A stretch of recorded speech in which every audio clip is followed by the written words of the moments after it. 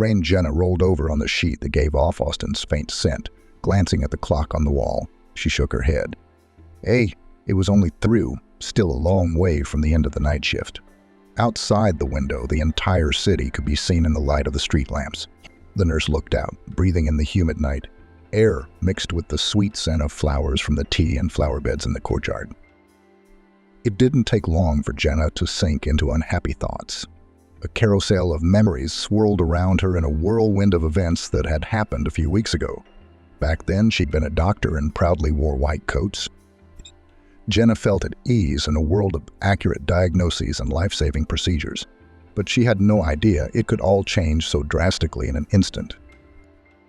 "Jenna, where are you wandering off to?" came the voice of a nurse from the hallway. She immediately jumped up from her seat and rushed to the door, snapping out of her sad memories. "Yes, Patsy, I'm here," she replied, trying to hide the traces of worry on her face. Patsy, the head nurse, entered the room and looked around carefully. "So is everything in order?"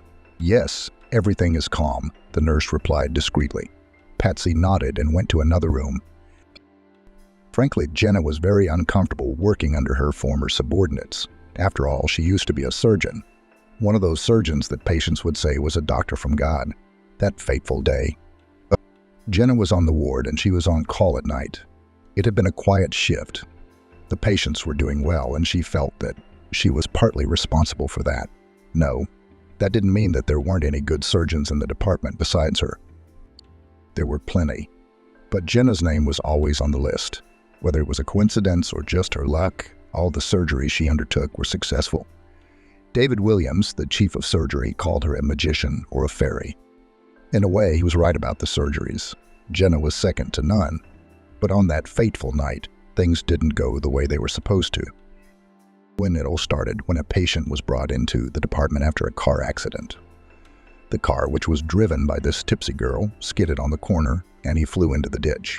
Her companion, a rich major, got off scot-free, but she earned herself a rather deep wound on her forearm.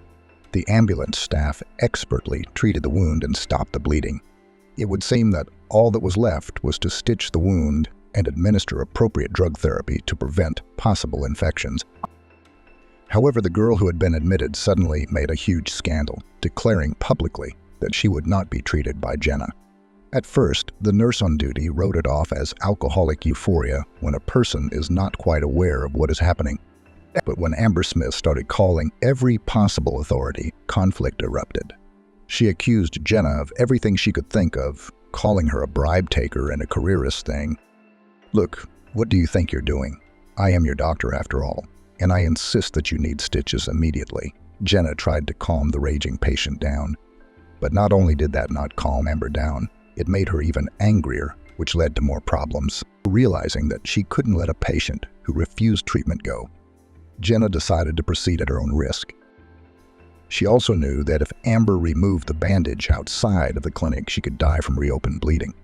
But, on the other hand, she couldn't force the treatment on her either. Faced with such a difficult dilemma, Jenna made what she felt was the only decision she could. She asked the nurse to administer a sedative and then proceeded with the surgery, which she performed masterfully. The stitching was neat, which was especially important for a young beauty. Jenna wiped the sweat from her forehead. "It's been a long time since I've had one of these," she exhaled in relief. Natalie, the operating room nurse, smiled. She couldn't remember a time when a patient had refused treatment, trying to insult their doctor in any way she could. The next morning, Jenna was in serious trouble. As soon as the head doctor, David Williams, opened his office, he immediately summoned the surgeon to his office, locking the door. David looked defiantly at Jenna. "Jenna, what do you think you're doing? What the hell did you do here last night? Why did you almost force a patient into surgery? Do you even know who her father is?" Jenna went pale. "No, I don't. Why should I know everyone who comes across my desk?" Chief of Medicine David Williams shook his palm at the air. "I'm the one still asking. Amber Smith, daughter of John Smith, a successful businessman and prominent philanthropist. Yeah, he's a household name." "How could you not know that?" Jenna pressed her lips together painfully. "David, I don't understand what this is about. I was just doing my job, and I don't think I did anything wrong. What if that Amber had bled to death? One who would have taken responsibility. In fact, put yourself in my shoes. What would you have done? The doctor's answer seemed too harsh. David Williams was a former surgeon himself, and he knew the ins and outs of that difficult craft. Look, Jenna, I think you're forgetting that I'm the chief of surgery, and I get to decide how you do your job. And if I said Amber Smith shouldn't be touched, then I shouldn't have touched her. And now her father's going to sue. Says you caused his daughter cosmetic damage. They were planning on having surgery at a private clinic with an expensive plastic surgeon who would make the stitching invisible. This Amber is in a fashion show, considered one of the top models at the local agency. Jenna shook her head. I don't see what that has to do with me. I took an oath as a doctor. I'm supposed to follow instructions and everything. Besides, Amber didn't come in off the street. She was brought in by ambulance. I'm supposed to refuse to help a drunk girl? I'm sorry, but I didn't get her drunk. After her words, David Williams snorted oddly and then went to the window. For a few seconds, he stood silent, looking at the hospital yard, where the staff were already bustling about. Then he turned around and said, looking me straight in the eye, "There's a lot you don't seem to know, Jenna. Only your husband, Albert, was in the car with Amber Smith that night." Jenna went pale. What? What did you say, my husband? Realizing his subordinate state of mind, the chief medical officer didn't pause for effect. Yes, he is, Jenna. He didn't need medical attention, so he fled the scene. Amber, on the other hand, was less fortunate and ended up in the hospital.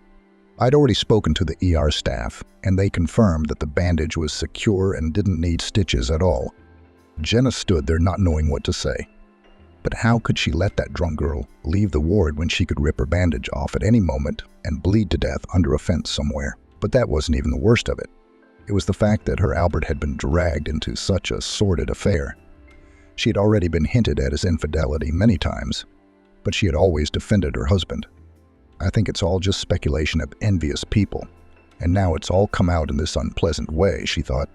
Bannister paused for a moment, then said, "Well, here's the deal, Jenna. This Amber's father is furious. He's going to sue you for malpractice, and given how many people he knows in the right places, I think you're going to lose. So I suggest that you take it as it comes." "What am I supposed to accept?" Jenna asked wistfully. "Was it my fault?" David Williams looked angrily at his subordinate. "Why isn't it? Who was supposed to keep an eye on her husband? Normal women don't walk away from normal women, So you didn't spend enough time with him, always thinking about work or something, so he went off on a bender." An embarrassed blush broke out on Jenna's cheeks. "I think you're even willing to make excuses for him. But it was Albert who cheated, not me." But David Williams wrinkled his nose. "I don't give a damn who cheated on who or with whom, but the fact remains. Your reputation, Jenna, now bears the greasy stain left by the hands of your frivolous husband. So if you want this case to go away, sit tight and listen to what you're told. You can forget about being a surgeon for a while. Maybe for a year or two, things will calm down, and I'll put you back on staff. But to keep you on staff, I'm offering you a nursing position." Jenna was momentarily speechless with surprise. "Nurse? David Williams, are you out of your mind? I've spent all these years studying and interning for the lowest paying job in the world. Is this all the thanks I get for my help, for my dedication?" The head doctor grinned. "But you do not persist too much," he advised. Take my word for it, I know what I'm talking about. From this day on, no clinic will take you. Even the private ones will be notified of what's happened. You don't want to get in a fight with Amber Smith, especially over what's at stake. So I'll say it again, you either work as a nurse on our ward, or you quit. In which case, I'm not going to hire you back, so you can decide at home. You have 5 minutes to think about it." Jenna's eyes brimmed with tears. In an instant, everything turned upside down. What is this? Just like that, she could be vilified, dragged through the mud. Albert's good too. You'd think he'd get mixed up with the daughter of a bigwig. What was he hoping for? What's there to think about? He's always had a thing for money and women's legs, Jenna thought to herself. At that moment, she imagined herself outside of surgery for the first time. But what would she be, a store clerk, with fingers as long as a pianist's? Or maybe she would go to a sewing shop and sew clothes. She didn't know the answer to that question. Of course, she realized that if she could work anywhere, it would be in the world of medicine. Perhaps she might even benefit from a little reprieve. But what was she talking about? What kind of a reprieve? She couldn't live without her job. After thinking for a moment, Jenna looked pleadingly at the head doctor. "Can't I at least be a nurse? But how would I face the staff?" David Williams chuckled understandingly. "I know they would, and they'd be right. Next time, use your head. Amber Smith made it clear to you that you shouldn't touch her, but you gave her first aid. That's all. And now her father's got her in a mess that'll never be cleaned up. So there are no options for me?" she asked in a shaky voice. The chief physician nodded silently, signaling that the conversation was over and the 5 minutes were over. Jenna agreed, though she'd berated herself for it many times afterward. She couldn't do anything else. Her parents were medical professionals, and from an early age, little Jenna had seen only the white coats of doctors, which seemed to her to be the best clothes in the world. As she walked out of the office, she couldn't hold back her tears. The nurses walked by, trying not to look at their crying coworker. This was the first time they had ever seen such a thing. After all, they associated Jenna with the image of a strong, strong-willed woman. But now she'd been broken, and it was not even Amber Smith, but her husband Albert, whose betrayal put a cross on the career of his wife. Of course, one could hope that in a year or two, David Williams would keep his word and give Jenna back her place in the department. But for a surgeon, 2 years out of practice is like death. A skill has to be honed daily, hourly, minute by minute. Because it's only when you go from being an ordinary, unremarkable doctor to being a real professional. Not a day went by that Jenna didn't think about her husband's betrayal and what it had led to. By then, they were already on the verge of divorce. They just didn't realize it. If Albert had said he wanted to end it, Jenna would have understood, wouldn't have made a scene. But Albert had gone the other way, the way of meanness and deceit. And now she had to pay for what had happened. Once again, right to sad thoughts, Jenna left the room and walked down the hospital corridor, illuminated by the light of a lamp. At this point, it felt like she was walking into the unknown. The corridor turned into an endless tunnel. Colleagues were sympathetic to the unenviable position of Jenna's former doctor and did not mock her. Everyone remembered her merits, hoping that someday things would change. But Amber Smith didn't appreciate that Jenna had saved her life. What's more, she slandered her savior on social media and local news. I mean, she's a veterinarian, at best capable of treating animals at the shelter. But what kind of doctor is she? In general, I don't understand how such specialists can work in medical institutions. Why don't they screen them out during their training?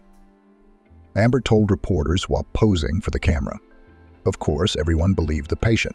It's always the doctor's fault. They didn't see it coming. They didn't do it in time. But Jenna did the right thing that time.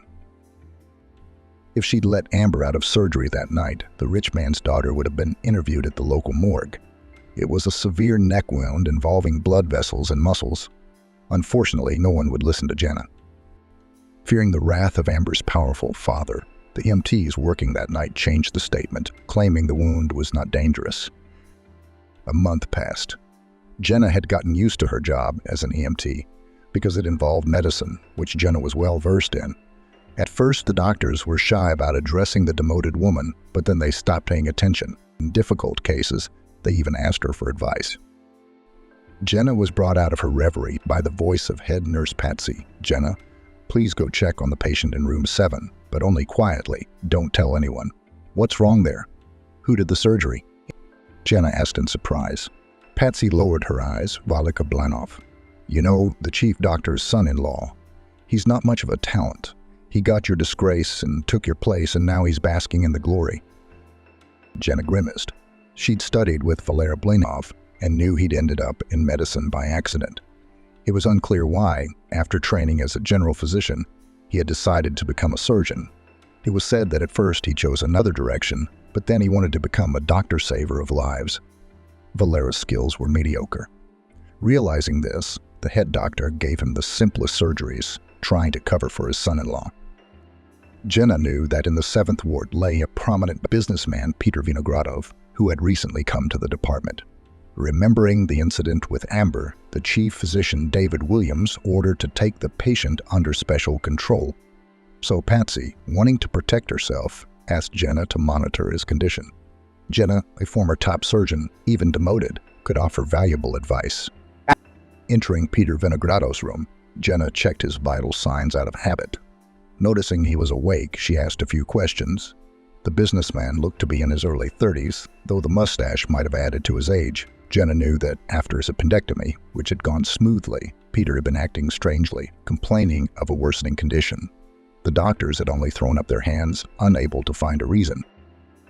Even the head doctor was powerless. All his vitals were normal, but the patient stubbornly refused to be discharged from the clinic. I think he liked it here. Most people are in a hurry to leave, and he is ready to be treated for a year, but we can't keep him here forever. I'm concerned about the commissions. Jenna had heard about Peter Grapevine's weirdness primarily from her nursing partner. She happened to be the one who had to clean the young businessman's room when he started to come to after anesthesia. What the businessman was whispering shocked the nurse to the core. Not knowing who to share this information with, she took advantage of the moment and told Jenna everything. She didn't take it seriously at first. Well, it's not like a person mumbles in a medically induced sleep. Often people talk a lot of nonsense that has nothing to do with reality. Except according to the nurse, Peter Grapevine was saying more than real things. Why did it surprise you so much? I never realized you were so impressionable, Jenna said with a smile. She remembered vividly the day the orderly had come to see her on the ward. How can I tell you, Jenna? But Jenna only shook her head. Oh, stop addressing me so formally. You and I are equals after all. You can just call me by my first name. I went in to see this grapevine to mop the floors and windows, and I heard him mumbling something, obviously coming out of anesthesia. And the words were so strange, not like those used by businessmen. He was saying something about a city dump, some river. Jenna smiled. Don't take it so hard. It doesn't matter what he was saying. People in that state tend to fantasize and often wishful thinking. The nurse looked at Jenna anxiously. She was sure something was wrong with Peter after all. Jenna felt that the businessman was not telling her the truth. He was acting strange. And then there's his constant complaining about how he's feeling. On top of that, it was disconcerting that Peter's relatives hadn't come to see him at all.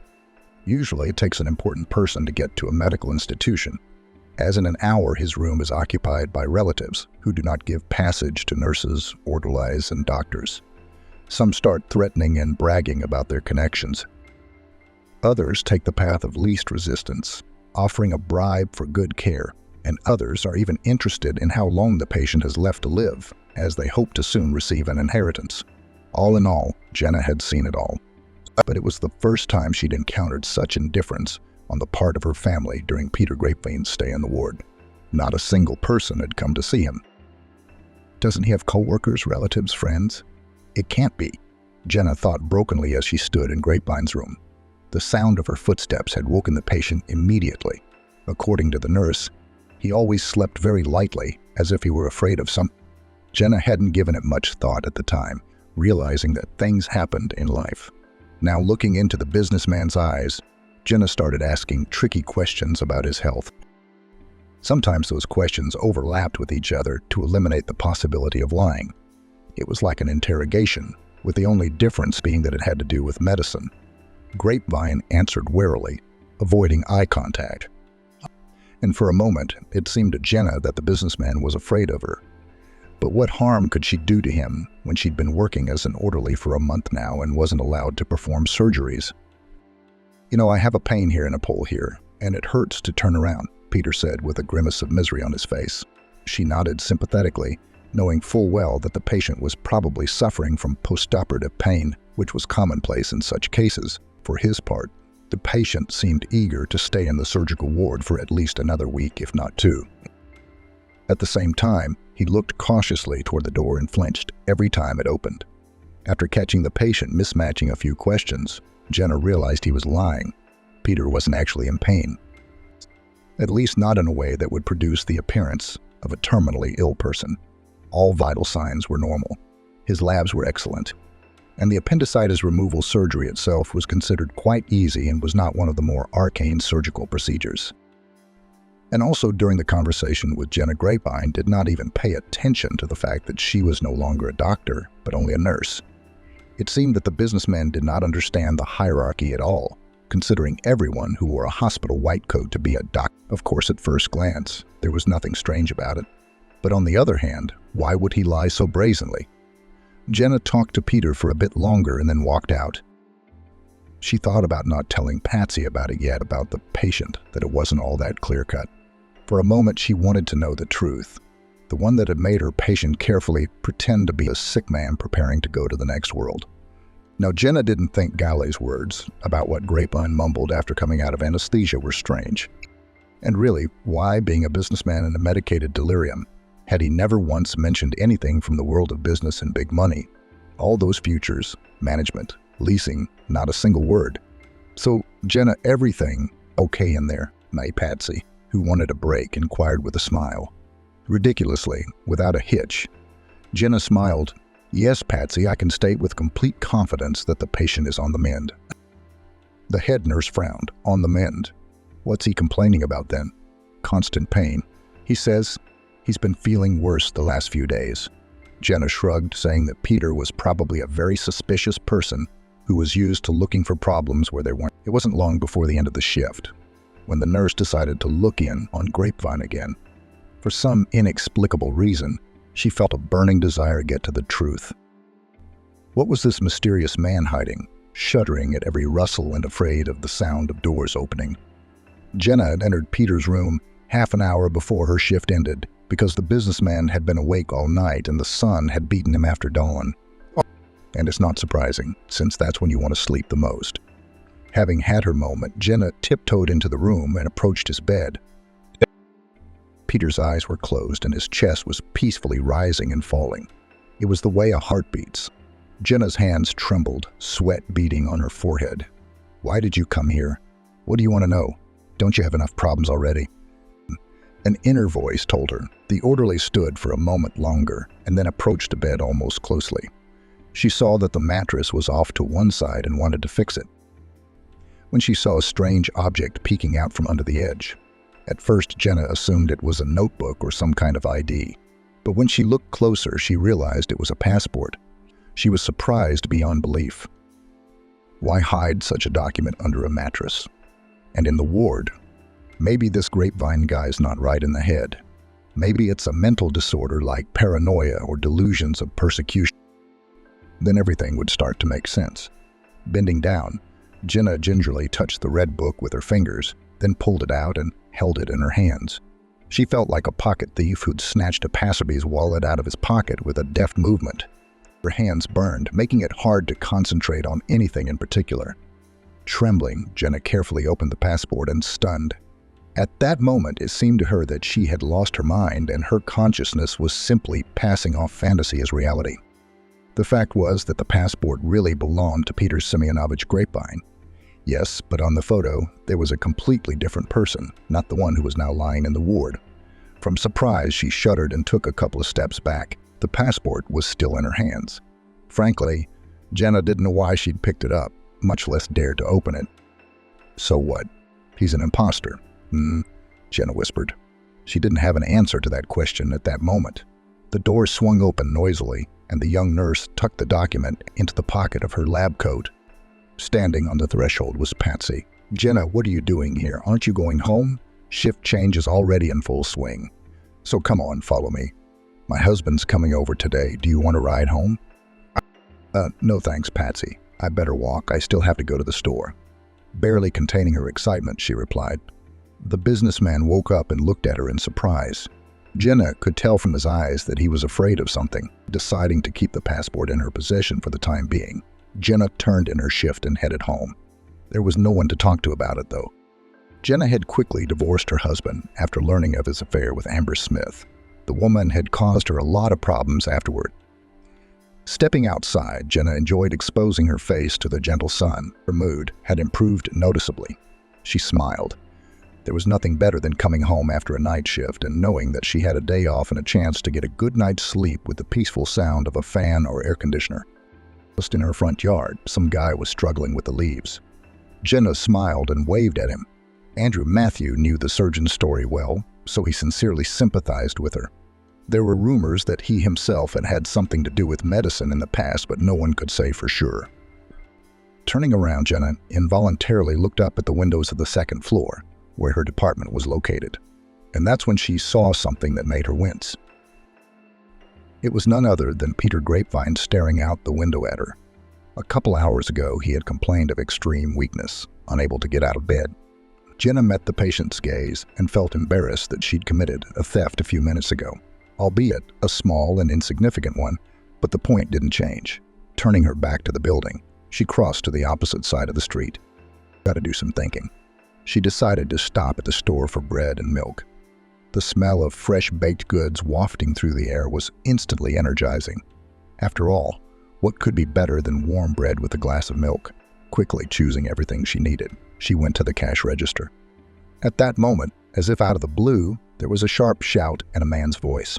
She turned around. A couple of meters away from her stood a sturdy guard about 40 years old with a red face, who was holding the hand of a frightened girl. The little girl's clothes were dirty and her little hands were trembling with excitement and fear. There, caught the thief. The guard announced loudly, showing everyone present a small candy bar lying on the counter. The girl shifted nervously from foot to foot, trying to look away. In her eyes, Jenna read not only guilt but deep hopelessness. So what do we do next? Do we take her to the detention room or what? The guard asked, reveling in his own power. The little girl shrugged her shoulders mutely, signaling that she didn't care what happened next. Jenna's heart clenched with an internal spasm. "I'm sorry, but you have no right to treat her like that. It's a child," she stated firmly. The guard snorted contemptuously. "Who the hell are you to lecture me?" Jenna's cheeks flared with indignation. "Who am I? I'm a doctor-surgeon, and now an orderly working on the ward. I hope that's enough." After Jenna's words, the guard visibly subsided. Meanwhile, she continued, "If it's all about that ill-fated candy bar, I'll pay for it out of my own pocket. Will that satisfy you?" The guard shook his head and then stepped aside, letting go. "That'll do. Just through the register." Jenna smiled and, after paying for her purchases, bought a few candy bars for the girl. As she headed for the exit, the little girl obediently followed her without taking her eyes off her. Jenna walked out of the store and approached the girl. "What's your name?" "Annie," the girl replied. "That's a good name. And I'm Jenna. Nice to meet you. You must be hungry." Annie hesitated for a moment, then looked guiltily at her savior. "Yeah, hungry. Only I don't have any money to buy food." Jenna looked around and saw a nearby unremarkable, cozy cafe just off the road. "But that's okay. We'll get a bite to eat over there now." Taking the little girl across the street, she sat her down at a table, ordered juice and the freshest pastries she could find. Then Yuta ate with great gusto. Jenna looked at her and thought how small, fragile, defenseless she was. And how could this little girl have ended up on the streets? Jenna waited patiently until Annie was full and asked her to tell her about herself. The girl frowned, as if considering whether or not to tell her aunt the truth. But then she admitted that she lived with her mother in a small town. Daddy had left the family when Annie was a baby. Mom worked 2 jobs to feed her daughter and pay for a rented apartment. But when Catherine Andrews became seriously ill, Annie took care of her for about a month. Annie ended up on the streets when her mom died. The girl met other children with a difficult fate. The kids lived in an abandoned house and earned a living as they could. Someone helped in the kitchen at the cafe. Someone sold flowers in the underpass. Annie couldn't work because of her small age. She was afraid that social workers would find her and send her to an orphanage. Annie didn't want to leave her friends. Jenna listened to her, holding back tears. She realized that Annie was a strong girl. She was only 10 years old, but she'd already seen a lot. "Look, I can't make any promises, but I'll try to help you and your friends." "How many of you live in this house?" Jenna asked. "4. Me, Bobby, Katie, and Andrew," said Annie. Jenna nodded. She realized that the girl needed her help. They sat in the cafe for about an hour and then headed for the exit. Jenna saw an A for a missing man. The police or relatives of missing people post such notices in public places. When she saw the man's photo, she felt uneasy. The man in the photo was the same Peter Grapevine whose picture she'd seen on the passport she'd found on the patient. Her hands trembled with excitement. It turned out that all this time they had been treating and hiding a criminal, and the real Peter Grapevine was missing. Perhaps there had been a crime. Thoughts swarmed in Jenna's head. She pulled her passport out of her purse and compared the photo to the ID. It was correct. Peter Grapevine, 32, missing after a fishing trip. Who were they treating then? And what was the name of the imposter who was claiming to be Peter Grapevine? "Ah," Jenna gasped. There were so many questions that she'd stayed up all night. The last thing she'd expected was for a simple trip to the store to turn into such an immediate problem. Annie's story had touched her to the core. How could she abandon her child without support? In fact, it's still a child, forced to live on the streets. What if something happened to her? Jenna wouldn't be able to look people in the eye. All her life, she's been saving people who needed help, performing complex surgeries, pulling patients through. But this doesn't need surgery. It just needs involvement and help. Listen, why don't you stay with me for a while, and then we'll figure out what to do. Just tell the guys not to come looking for you, Jenna suggested. And he looked at her longing. I don't mind, but I can't leave them. They're waiting for me. When I was sick, Andrew would run to get medicine and buy hot tea. That we gathered all the kids at once. So what if there are 4 of them? She lives alone in a 2-bedroom apartment. There's plenty of room. Listen, let's invite your friends over to my place. Don't worry, I won't turn them into social services. I promise peace, comfort, and good food. There's also a TV and lots of books to read, she said, and smile, and picture books. Jenna looked tenderly at the little girl. Of course, there are some for adults. Okay, I agree, Annie said maturely, and took Jenna's hand. Jenna asked to see the house where they lived. She followed the girl, thinking about how just a few minutes ago her visit to the store had turned into an unpredictable adventure. The house where Annie lived with her friends exuded sadness and sorrow. Leftover plaster, broken window panes, and overgrown front door presented a pitiful sight.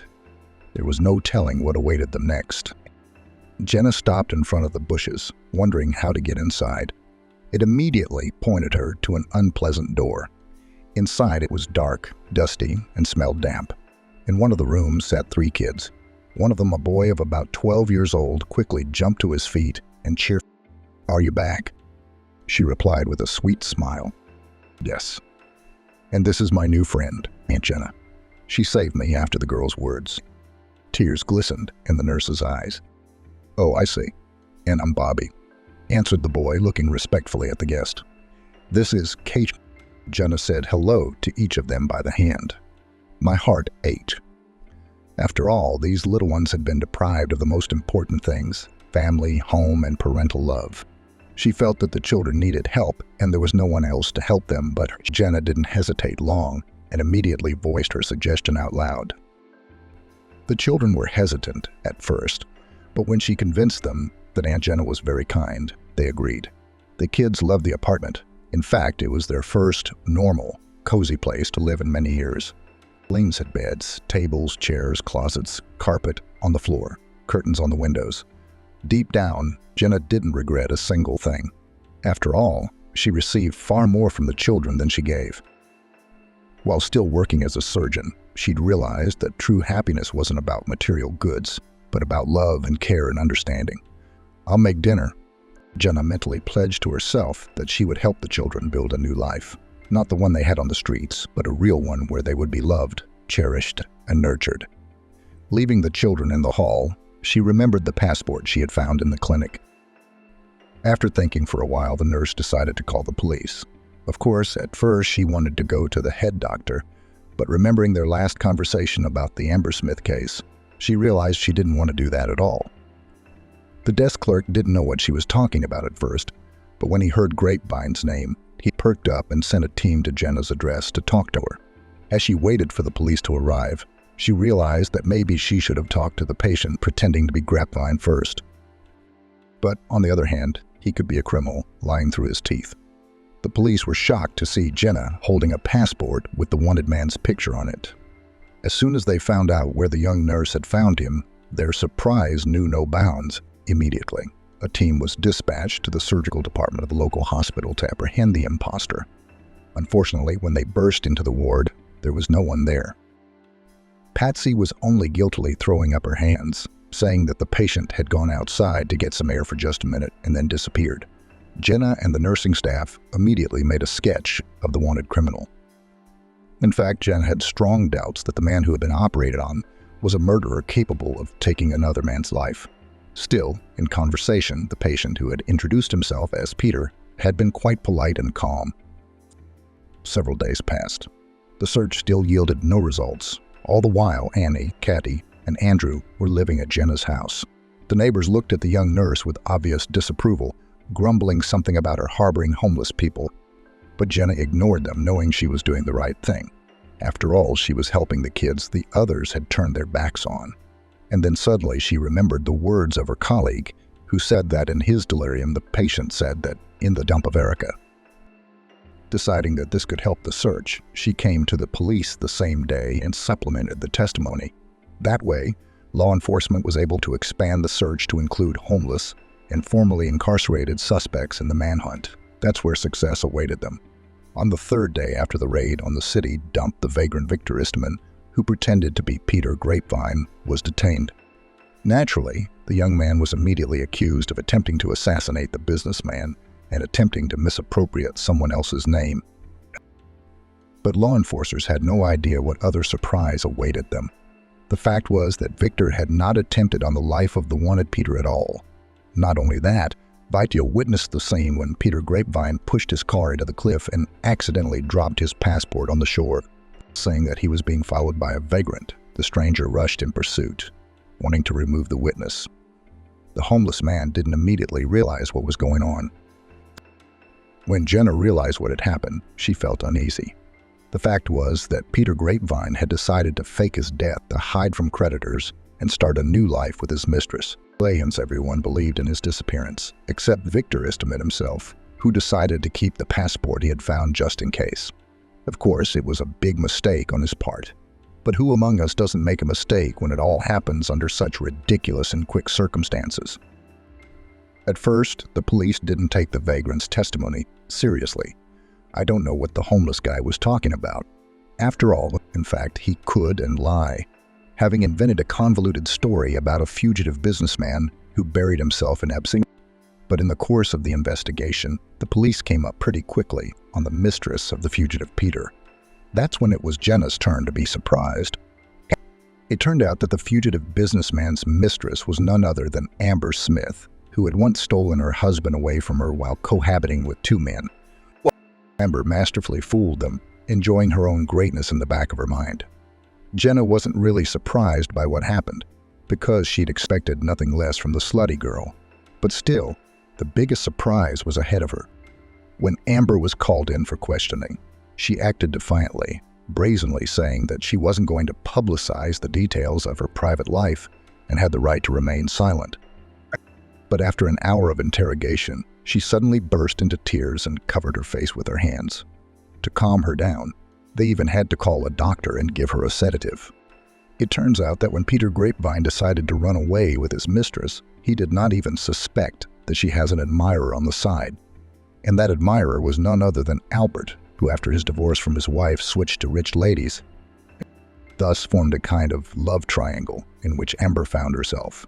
It remains only to guess how she managed to live such a life, hiding lovers from each other. Unfortunately, at one point it came to light and Jenna's ex-husband's jealousy kicked in.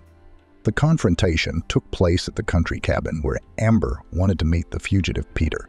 Yeah, except Albert followed her and caught her in the arms of another man.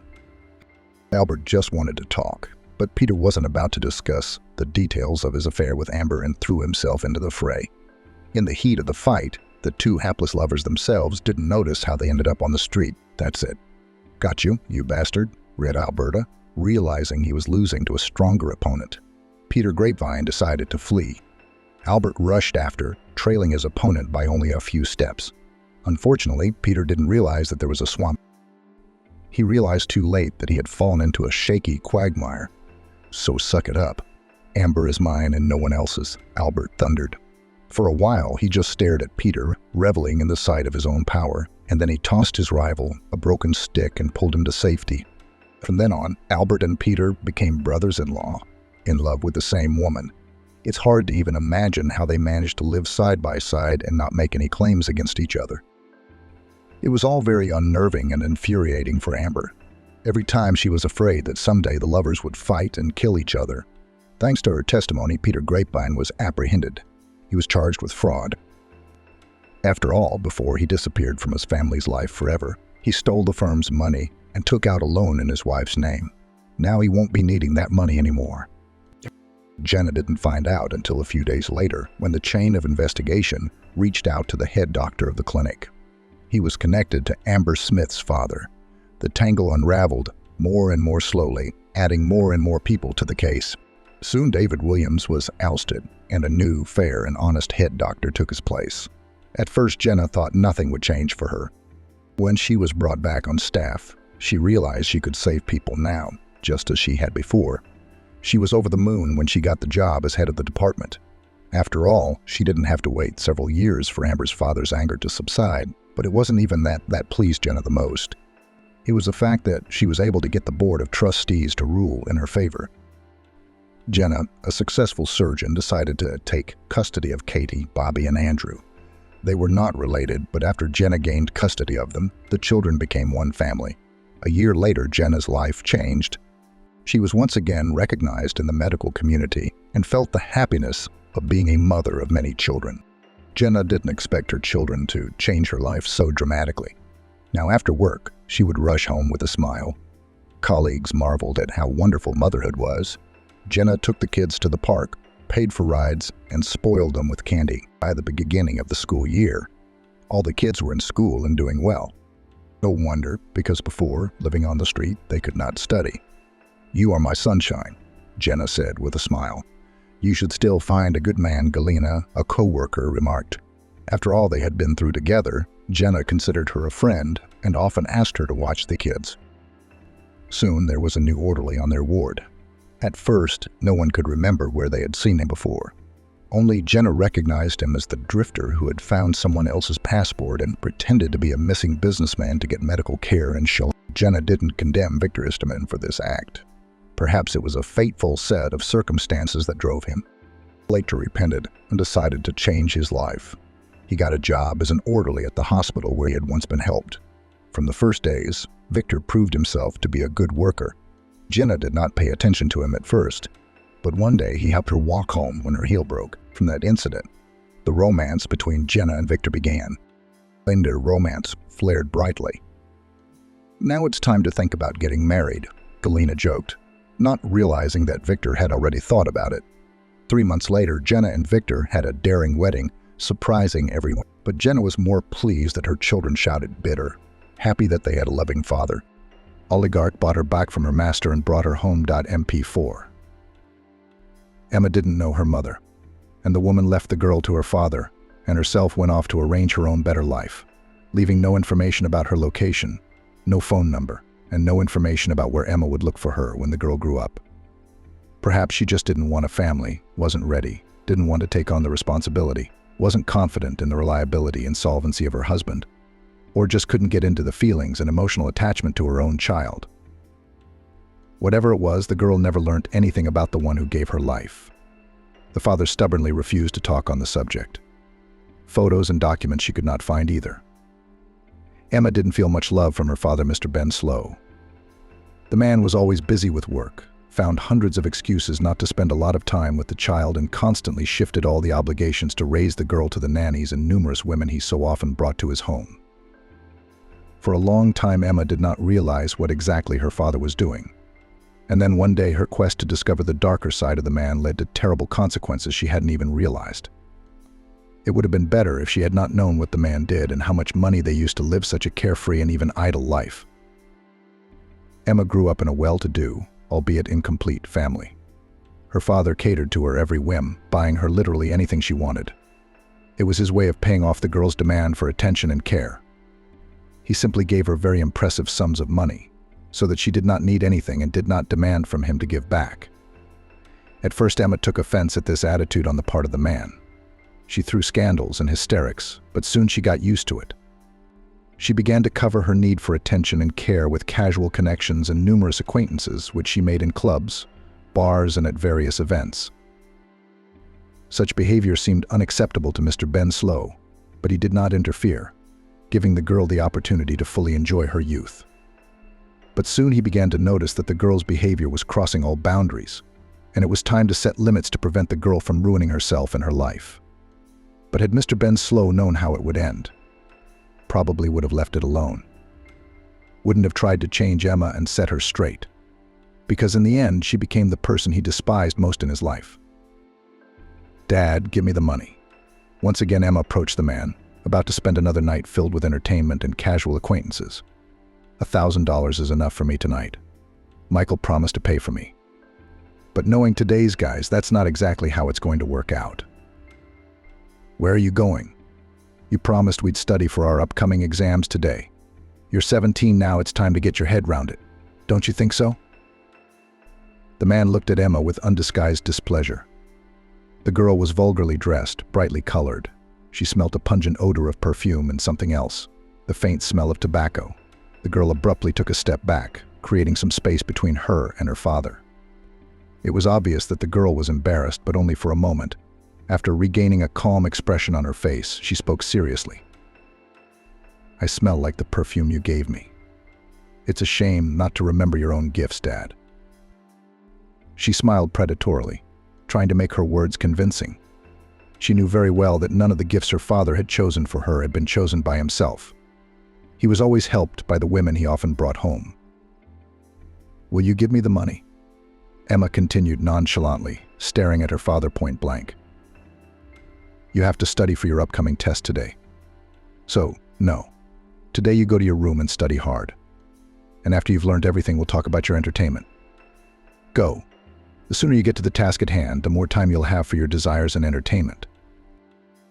But Dad, I'm not going to waste my time on something I won't need in my life. Emma took a sharp step toward the man, trying to sound as convincing as possible. Why would I do that if I don't plan to work? But the man didn't even move, watching his daughter's reaction carefully. Michael asked me to spend the evening together. You know his parents are wealthy. He can provide for me, and I don't have to work. I'd rather spend my time charming him than learning obscure formulas and terms I'll never use. What makes you think your Michael's going to provide for you? Just because he likes your body and your availability doesn't mean he's going to love you and build a family with you. It's more likely to be the opposite. Emma froze in indecision. She hadn't even considered the possibility that Michael might just be taking advantage of her, could just enjoy her company, but not make any serious plans for the future. The girl's face quickly turned pale, and that moment didn't go unnoticed. Why did you turn so pale? Have your eyes open to the truth. You should have thought about it a long time ago, even before some obscure relationship with this guy to build. The rich have their quirks. You know, he's no exception. The father continued to look at his daughter carefully. Just like you. The daughter asked sneeringly, and in her eyes flashed unkind lights. Well, you have your quirks too. You make a good living too. But none of the women you've brought into our house have stayed long. A couple of weeks, tops. And after that, not only did I never see them, you never even spoke to me about them again. Is that what you call rich people's quirks? What happened to them? I just played with them and gave them up. Tired of wasting time on the same thing? Where are they? Mr. Ben Slow asked coldly. It's none of your business, Emma snapped back. They have nothing to do with my life and certainly nothing to do with yours. And I haven't used any of them in all these years. They knew exactly what they were getting into, and they made their own decisions about their lives. And that conversation is closed, honey. I'm making my own decisions about how I want to live my life. What's wrong with that? Why can't I make decisions, can you? It's not fair. Nobody's talking about fair. You don't know what you're talking about. Stop this scandal before it turns into a month's house arrest. You can't do this to me. I'm almost an adult. I can do whatever I want. And if I said I'm going out, then I'm going out. Emma had already taken a few steps toward the exit when she heard her father's harsh, disgruntled voice. There was a steely note in it that clearly didn't bode well. If you walk out that door now, you may never come back to my house again. And I'm telling you quite seriously. Emma turned around slowly and faced her father's hard gaze, which penetrated to the very bones. Make your decision. But I won't let you change your mind. Emma flinched. It had been a long time since she'd seen the man so serious and hard. The last time she'd seen something like that had been when one of her father's other women had refused to go away with him. Images from 5 years ago began to flicker vividly in her mind, transporting the girl back to that day, after which she looked at her father from a different perspective. I don't want to, the strange woman shouted. I changed my mind about going there. beautiful, slim, well-groomed. Ben Slow held her hand tightly, calmly guided her to the exit of his house. "I don't want to. You have no right to do this to me. I don't want to go to him. Let me go, please. You agreed to this whole thing, you signed the papers. Now you have no right to change your mind. You're going to do what he tells you to do. And now you're going where I tell you to go." The man's voice was perfectly calm, as if nothing out of the ordinary had happened. "But I changed my mind. You have no right to make me do something I don't want to do. It's illegal. I'll make a complaint against you. I'll file a report." "Let me go." The woman continued to twitch, but Ben held her tight. "Well, if you can get out, you can do what you want. You can file a report on me, you can hire the best lawyer. But I have the situation on my side. You signed the papers willingly. Did you know what you were getting into? I warned you this job would be tough. It would require not only physical, but mental commitment. And you said yes. So stop acting like you didn't know anything and you've just been blatantly lied to. Or now I will call the police and you will then pay me financial compensation for not honoring the terms of the contract you signed and with the amount I charge you. Your family will never settle." The last phrase sounded particularly threatening, making the woman shrink back with fright as she looked at the man. At that moment, Emma, who was only 12 years old at the time, came out of the room. The girl, uncomprehending, stared at the unfolding picture. She didn't hear the entire dialogue, but the words she heard that day lingered in her mind for a long time. Emma looked at her father carefully, but at the sight of his daughter, his gaze only grew sterner. "Emma, go back to your room. We need to leave on business. I'll be home in a few hours, and then you and I will talk. I don't have time right now." His voice sounded stern and rough, much sterner than usual. "Dad, what's wrong? Why is that aunt leaving too? You didn't like her either. You said on the phone yesterday that she was pretty." The woman exhaled sharply, shifting her gaze from the child to Ben. But the man remained unfazed even after his daughter's words. "Emma, go back to your room," he said calmly. "Doesn't this concern you?" No, please don't go," the woman exclaimed and tried to take a step towards the girl. But Ben pulled her sharply back to the door. "She'll stay with me, Father. He's acting strange. I'm scared." "Don't leave me with him," the stranger pleaded, looking at Emma. "You know how we used to play together, how much fun we had. Do you remember? Let's play with you again. Would you like that?"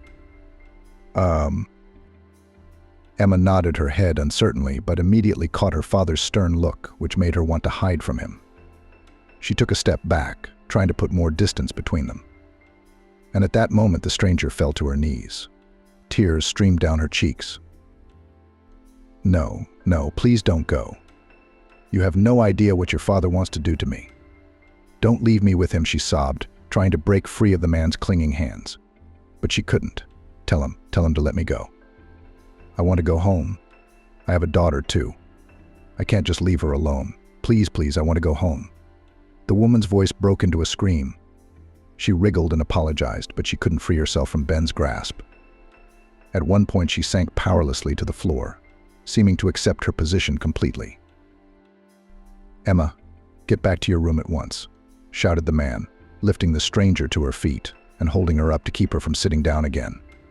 "And not to come out until I come back." The girl rushed into the room, plugging her ears so she wouldn't hear the screams of the stranger and her father again.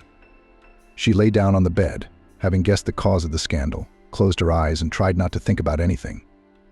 She tried to forget all that she had just seen, but alas, she could not do it. The horrible picture still occasionally popped into her head, and she couldn't do anything about her own memories.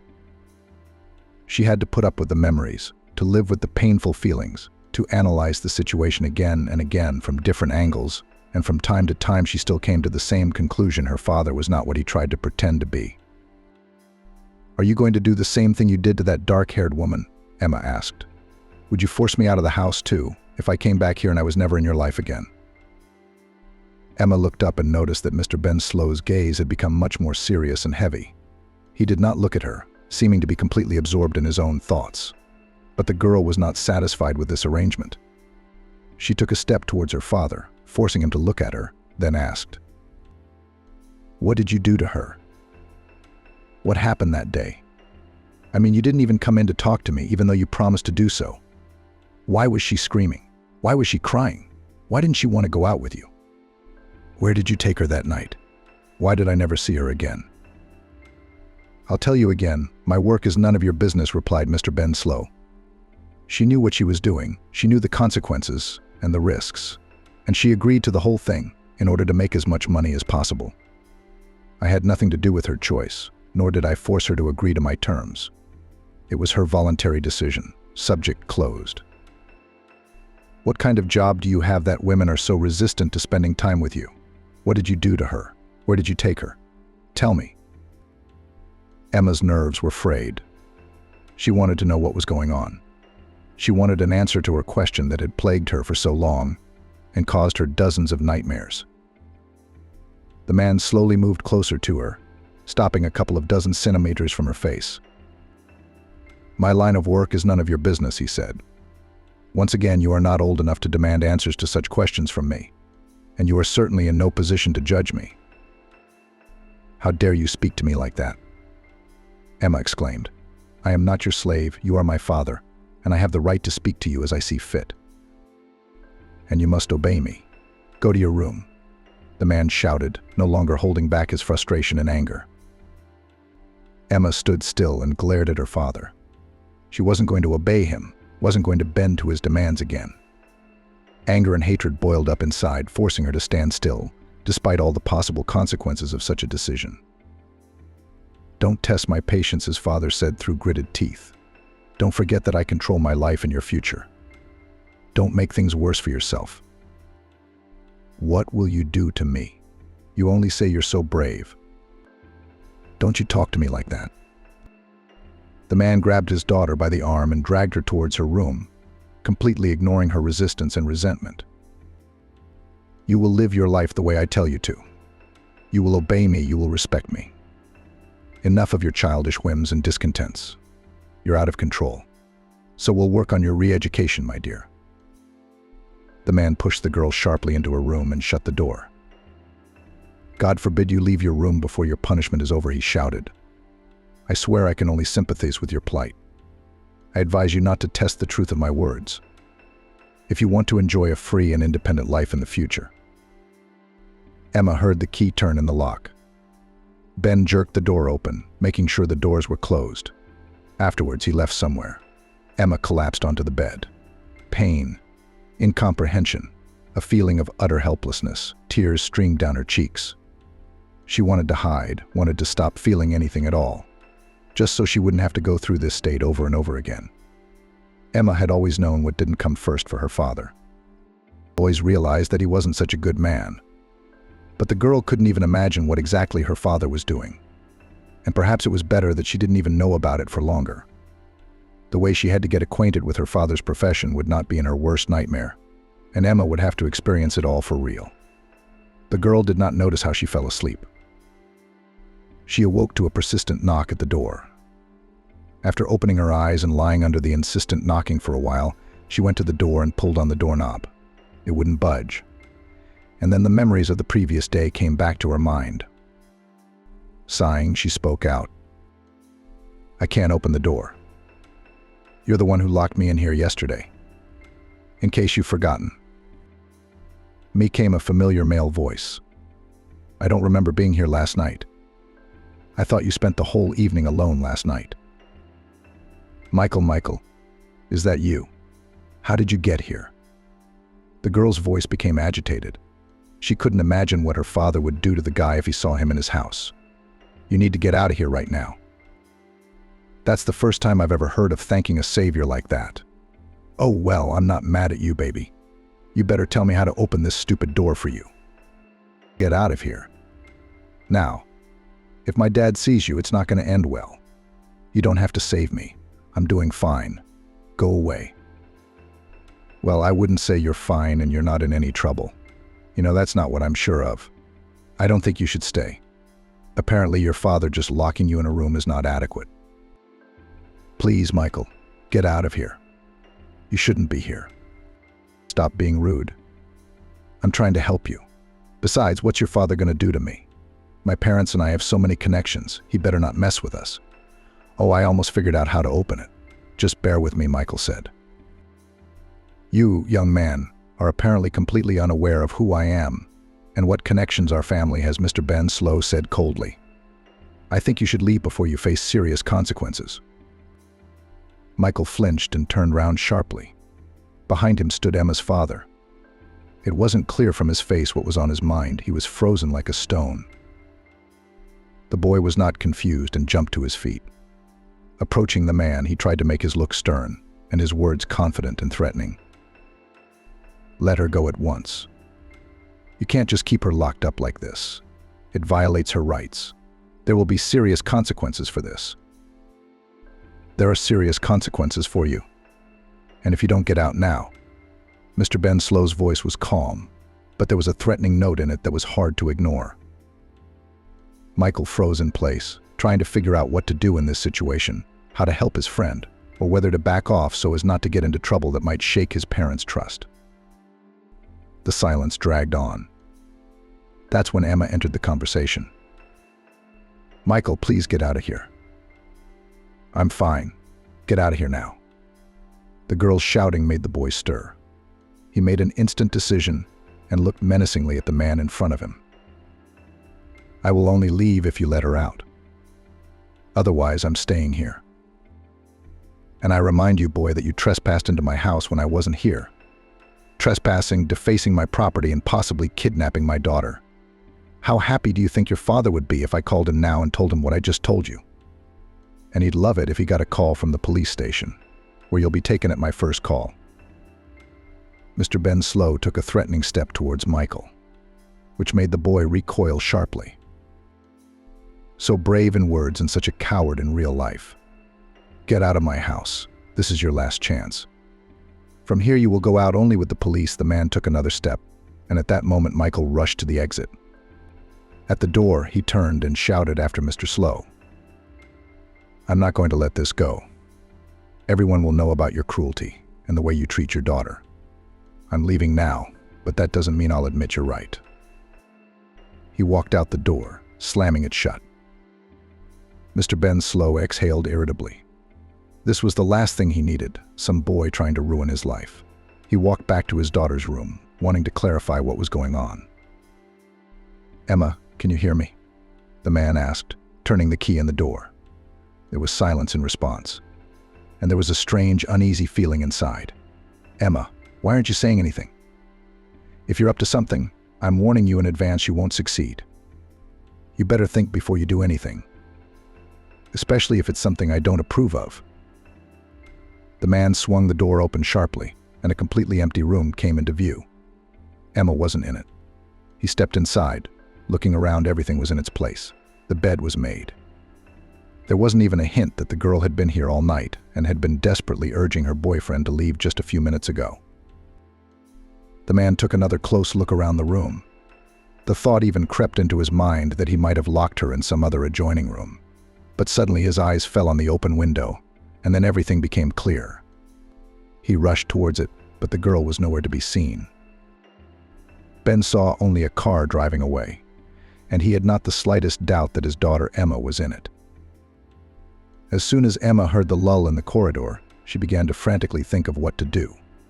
She paced from corner to corner until suddenly she was attracted by a sound coming from the window. She immediately ran over to it, peering intently into the brightly lit streets. Opening the sash, she listened, and suddenly shouts and words came to her. Emma, come on, jump. The girl lowered her head and saw Jason, Michael's friend, below. He had always been prejudiced against her, and now the girl was surprised by his behavior, so she froze in place, looking at him carefully. Why are you frozen? Come on, jump. Already more loudly, but still persistently, said the guy. I don't have time to persuade you like a little child. Come on down. If I don't, Michael will kill me. He held his hands up, letting Emma know that he would help her down if she decided to do it.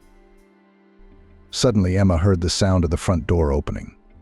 She realized that time was running out in minutes, and therefore she could not delay any further. She pulled herself together and sat down on the windowsill with her legs over the other side. Her insides tightened with fear. and she felt dizzy. She wanted to go back to her room to think it over again and pull herself together. But at that moment, the front door slammed shut, and the guy from below whispered, "Come on, jump. There's no time. Your dad's coming back and you'll be grounded for the rest of your life. Jump." Inhale. Exhale.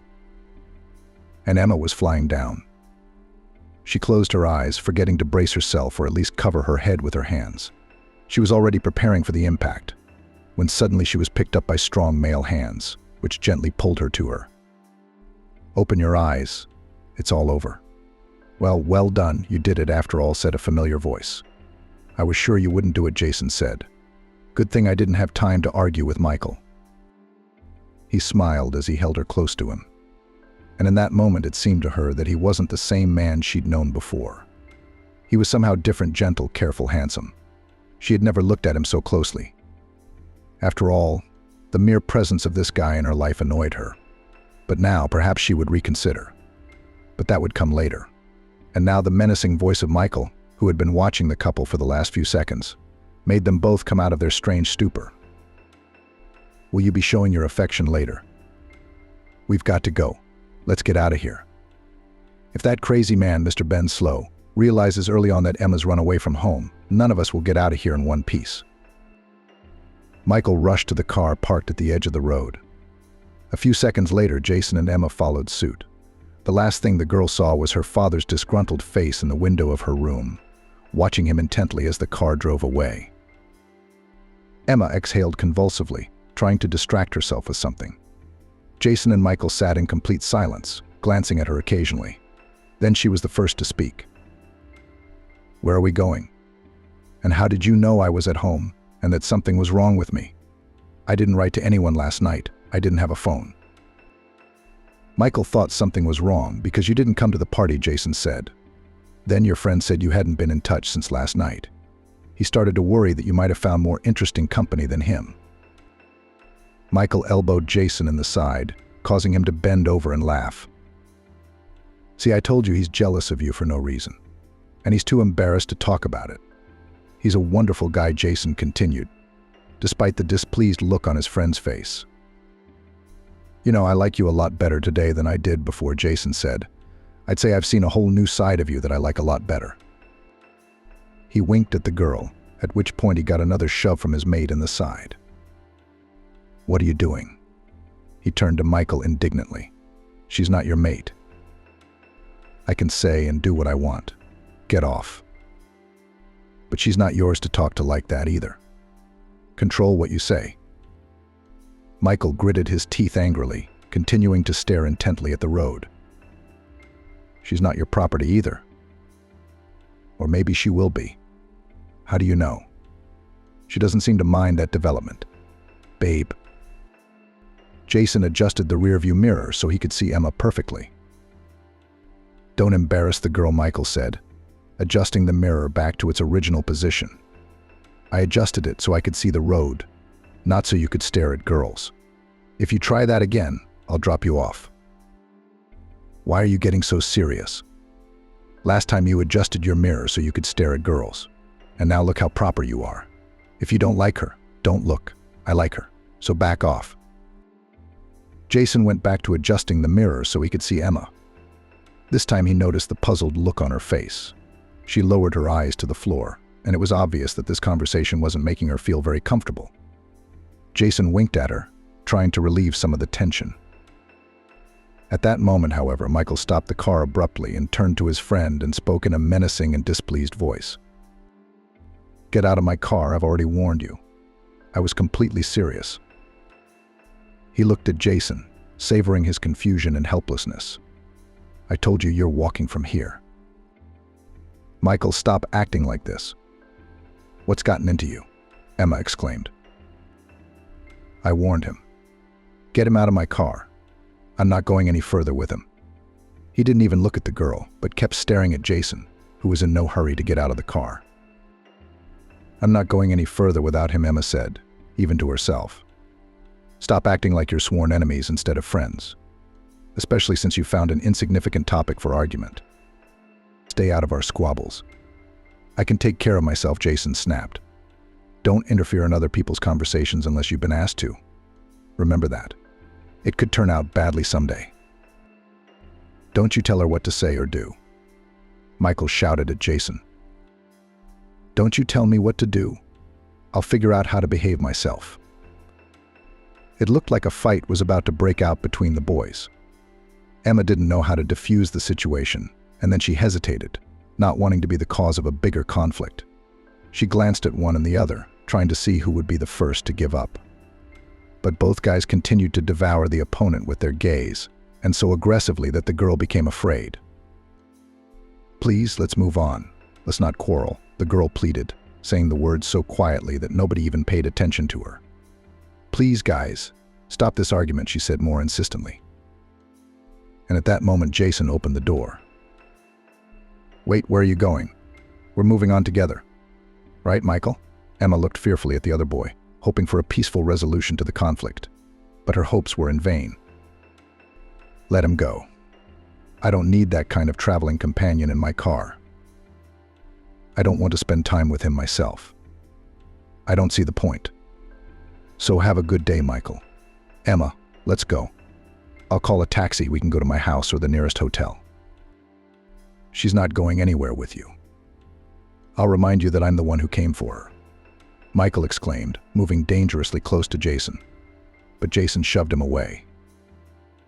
And I'll remind you that I'm the one who got her out of the house. So your plan would have been impossible without me.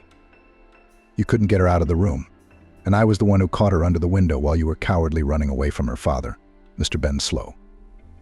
So she doesn't have to stay in that car with you. Emma could feel the atmosphere heating up. A little more of this verbal altercation would turn into a real fight.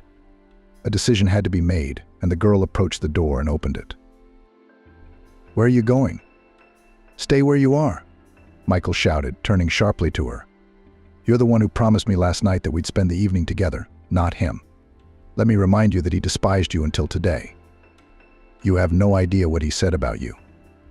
And you choose him over me. He was about to jerk toward Emma to hold her hand and keep her from getting out of the car. But at that moment he felt a sharp pain in his shoulder from Jason's hard punch. What the hell are you doing, puppy? Do you have any idea what I can do to you for standing up to my plans to get out of here? I don't give a damn about your threats or your connections. We're leaving. Emma, let's go. The boy opened the door abruptly, and in a second he was pulling the girl out of the back seat, dragging her to the edge of the road. Michael immediately jumped out into the street, wanting to get the girl back into the car. But at that moment Jason lunged at him, shoving him back into the passenger compartment, and looking at him hatefully, he gritted his teeth. She made her choice. And you go on your way while you're alive and well. We're leaving, Emma. Let's go. Jason opened the door abruptly, and a second later he was pulling the girl out of the back seat, dragging her to the curb. Jason hit the roof of the car hard, leaving a dent in it. You're crazy. Do you know how much this car is worth? You're not going to pay it off. You tell your dad, and he'll buy you a new car, so his little boy won't cry and feel like a little girl who's been bullied by his classmates. Jason grinned, and without giving Michael the slightest chance to respond to his barbed words, he slammed the driver's door shut, turning back to Emma, who was watching fearfully at the curb. There was a look of horror in her eyes that was simply impossible to hide. The guy walked over to her, stopping just a couple of meters away, and spoke calmly. It's okay. I'm already calling a taxi. To the hotel or to my place. He raised his eyes, looking at Emma carefully. She seemed even more frightened by his suggestion. I won't hit on you and I won't lay a finger on you. You don't have to worry. Let's get away from this jerk to a quieter place, and then we'll figure out what to do next. Okay? He smiled, trying to lighten the mood. Your place, Emma said quietly, not looking at the boy. They just promised me you wouldn't touch me. I don't want there to be any consequences. Don't worry, baby. I told you I wouldn't lay a finger on you. Michael watched the situation unfold carefully, no longer getting out of the car or saying anything about Jason and Emma. He watched as the taxi pulled up, as the couple drove away from the scene of the argument, and as they moved away. But would Emma have known what his choice would cost Jason? It took the couple of dozen minutes to reach Jason's house. The structure was truly impressive. It looked like a palace. Huge windows, carved gates, and lots of greenery. It was a palace with huge windows, carved gates, and lots of greenery. She couldn't imagine that Jason, who always wore the same clothes, who hadn't changed his smartphones in years, and who looked unkempt, could be so rich. She was scrutinizing the house, running all sorts of thoughts through her head, when the guy suddenly touched her shoulder. "What are you doing?" "Let's go inside. My parents aren't here right now and won't be for a few days, I guess. So you can make yourself comfortable. Just don't touch anything behind the windows. There's an alarm on those things, and my parents' phone will be notified so they can tap into the cameras. And then they'll have questions. And you don't want that, right?" He smiled, dragging the girl behind him, out the gate of the house, still enjoying her confusion, and locking the gate. "Well, you're definitely not running away from here now." Emma stayed at Jason's house for the night. She didn't want to go home, for she knew that her father had not had time to cool down during the day. And perhaps by evening, after another busy day at work, he had only grown angrier, and it would be better to stay out of his sight. Stump had given the girl a separate room and, as promised, had not laid a finger on her. They chatted a little before going to bed about something distant, trying not to stir up a recent memory, so as not to hurt the girl more. The next day Emma went home, confident that she could make peace with her father. She felt a new, incomprehensible, but pleasant, warm feeling toward Jason that she'd never felt before. She wanted to get to know the guy better, to spend more time with him. But if she'd known that the next time they'd meet would be years from now, under extremely strange circumstances. Emma returned home in a good mood and spirit. But as soon as she crossed the threshold, she sensed something wrong. It was dead silent, even though her father was supposed to be home on his day off. She walked cautiously through the rooms and peered into every nook and cranny, making sure the man was nowhere to be found. Excitement replaced past joy. No one knew where Emma's father, Mr. Ben Slow, might be, or why he hadn't left any note about where he'd gone or for how long. Emma picked up her phone and texted her father, "Hi. I'm back home. I spent the night at Kate's. Sorry I didn't text sooner. My phone died, forgot the charger. We'll talk when you get home." Kisses sighing, she sent the message, but there was no reply 5 or 10 minutes later. Mr. Slow never responded for the rest of the day and didn't get home until after dark. Emma was seized with an uneasy feeling. She began calling her father's acquaintances and friends to see if anyone had seen him. But they all said Mr. Ben Slow hadn't been in touch for a couple of days. That's very scary. What could have happened to him? Why isn't he answering messages or picking up his phone? Could Michael have found him and dealt with him after that escape from Emma's house? Or maybe Michael told her that she left with another guy and now her father is looking for Jason, who is home all alone and won't be able to fight back against his father. The thoughts changed one after the other, getting scarier and more disturbing. Emma quickly dialed Jason's number, but no one answered. There was nothing left to do but wait for her father to return or a call from one of the guys. Mr. Ben Slow didn't come home until a couple of days later. All this time Emma felt incredibly anxious, depressed, completely helpless to face the situation. She didn't leave the house. She didn't want to eat, sleep, or do anything.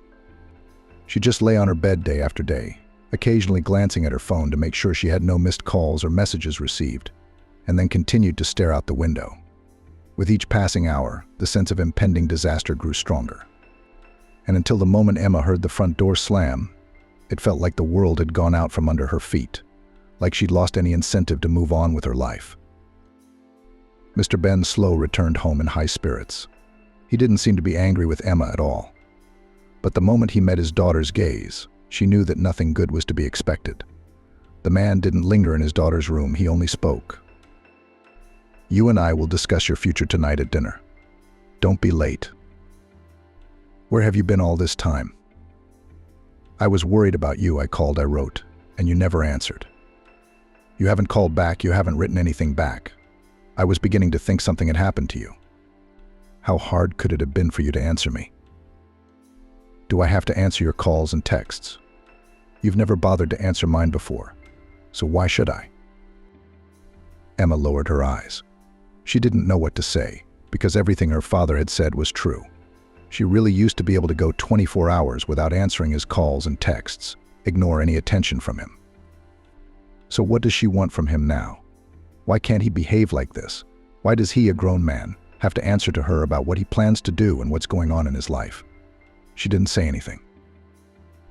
Exactly. I don't owe you anything. I just took your behavior pattern. And if you don't like something, that's your problem. What did you want to talk about at dinner tonight? What about my future? You'll find out at dinner. I don't have time for you now until tonight. The man walked past, leaving Emma alone with her thoughts. The time tonight dragged on interminably. The girl looked at her watch every now and then, not expecting anything good from the upcoming conversation. She felt that it would not end in anything good, but she just could not go down. She felt it would be a grave mistake. Emma was soon to celebrate her 18th birthday. Her father, Mr. Ben Slow, has his own business and had planned to put his daughter to work after she came of age. However, the nature of the job was causing Emma serious misgivings. At the appointed hour, Emma entered the kitchen and sat down opposite her father. Silence reigned. The girl asked if he was angry about her recent departure from home. Mr. Slow replied, "Do you think the whole world revolves round you, my dear? I've been busy with my own affairs, which will soon affect you. Since you neglect education and don't want a career, you'll be working when you come of age. That's out of the question." Emma clarified whether she would work with her father or someone he knew. He said that she will not only work with him, but with many other people. He would explain the details later, after signing non-disclosure documents. Mr. Slow added, "The better you look, the more clients you'll get." Emma realized that this was about work related to her appearance, which she was not thrilled about. "If you try to cheat me in any way or do anything that negatively affects my career, you'll be in trouble. Don't forget, you're my property that I've spent a lot of money and time on. Now you're going to work off the fact that I've raised, clothed, fed, and educated you for so long. I suggest you just accept it." Emma was silent, her mind swarming with unpleasant thoughts that she didn't want to voice and didn't want to fight with her father. At least not right now. She had no advantage over him, no way to win an argument, no chance of claiming her freedom because of his connections.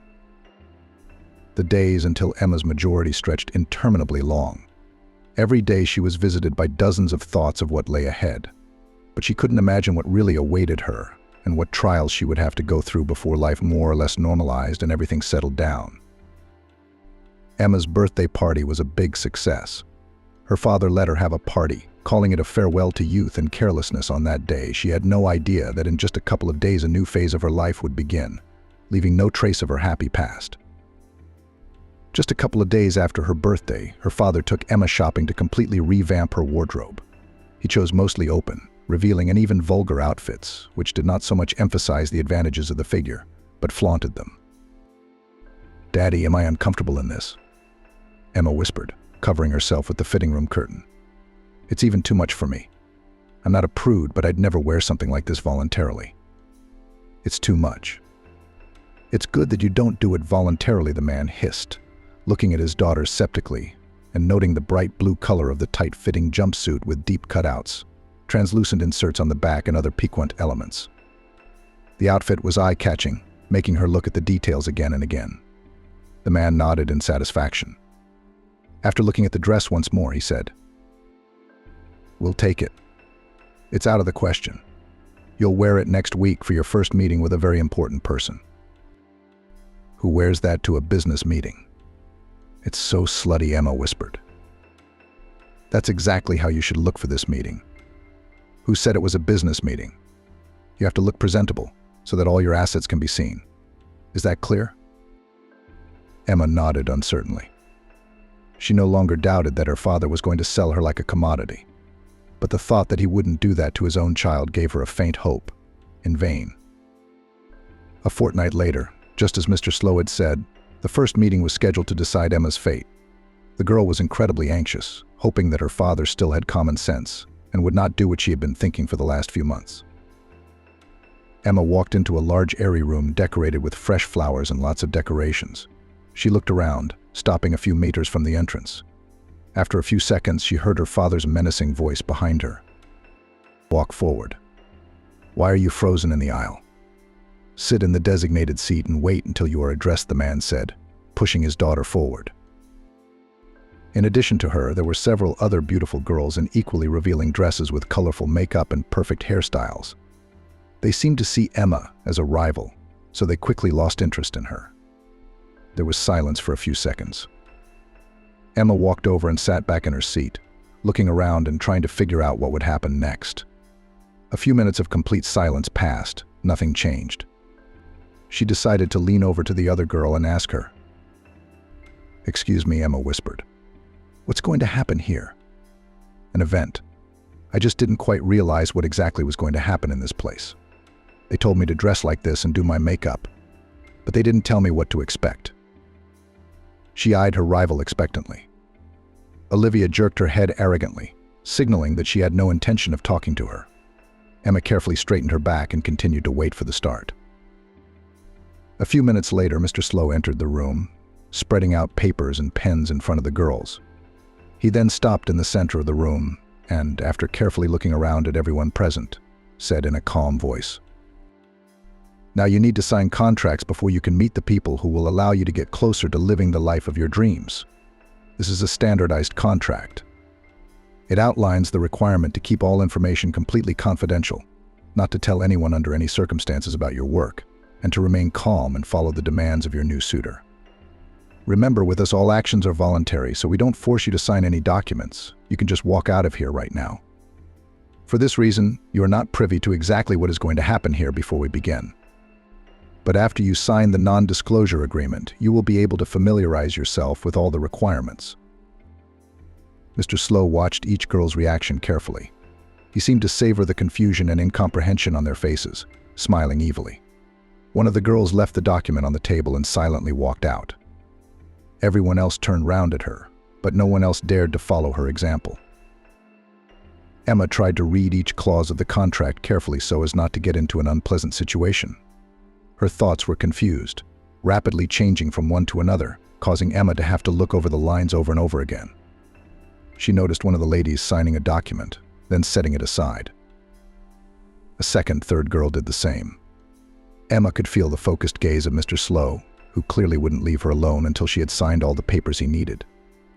Seeing no point in resisting and abandoning her attempts to take in what was going on, Emma quickly signed and pushed the papers aside. Mr. Slow walked past each candidate, handing out a new contract detailing the skills required and the nature of the job. "Before you open the document, I must warn you that not everything in it will actually be performed. Many points are prescribed formally and will have no relation to the real situation that will unfold in your life. Therefore, do not worry. In addition, at this point you still have the right to choose. You can refuse to sign and just walk away. But you have no right to tell anyone about what you read here or what happened within these walls. Remember, I have enough information on each of you if you break the rules." With a disdainful look around at those present, he nodded slightly, signaling that he could proceed to examine the document. Emma turned the page hesitantly and her gaze fell on a few lines. "In the event of purchase, the girl becomes the full property of the buyer.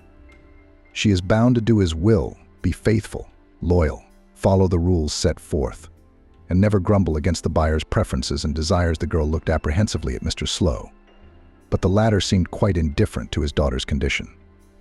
He made sure that all the girls studied the contract carefully before signing, to minimize the risk of future problems with them. Emma looked round.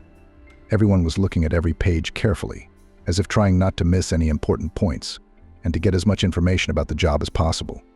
Emma was afraid to look down at the sheet again for fear of seeing something worse than before. She wanted to run out of that horrible building, forget everything that had happened like a terrible dream, and never ask her father again what he did or who he worked for. What was going on with those girls he brought to his house? But now it looked like they had no choice at all, and she would find out firsthand what happened to them. Time was running out. Emma still decided to take another look at the sheet. Maybe that phrase, taken out of context, was the worst of it, and the rest of the terms would be more loyal and simple. At least that was the impression Emma got when she looked at the other girls, who remained completely calm as they read the document page by page.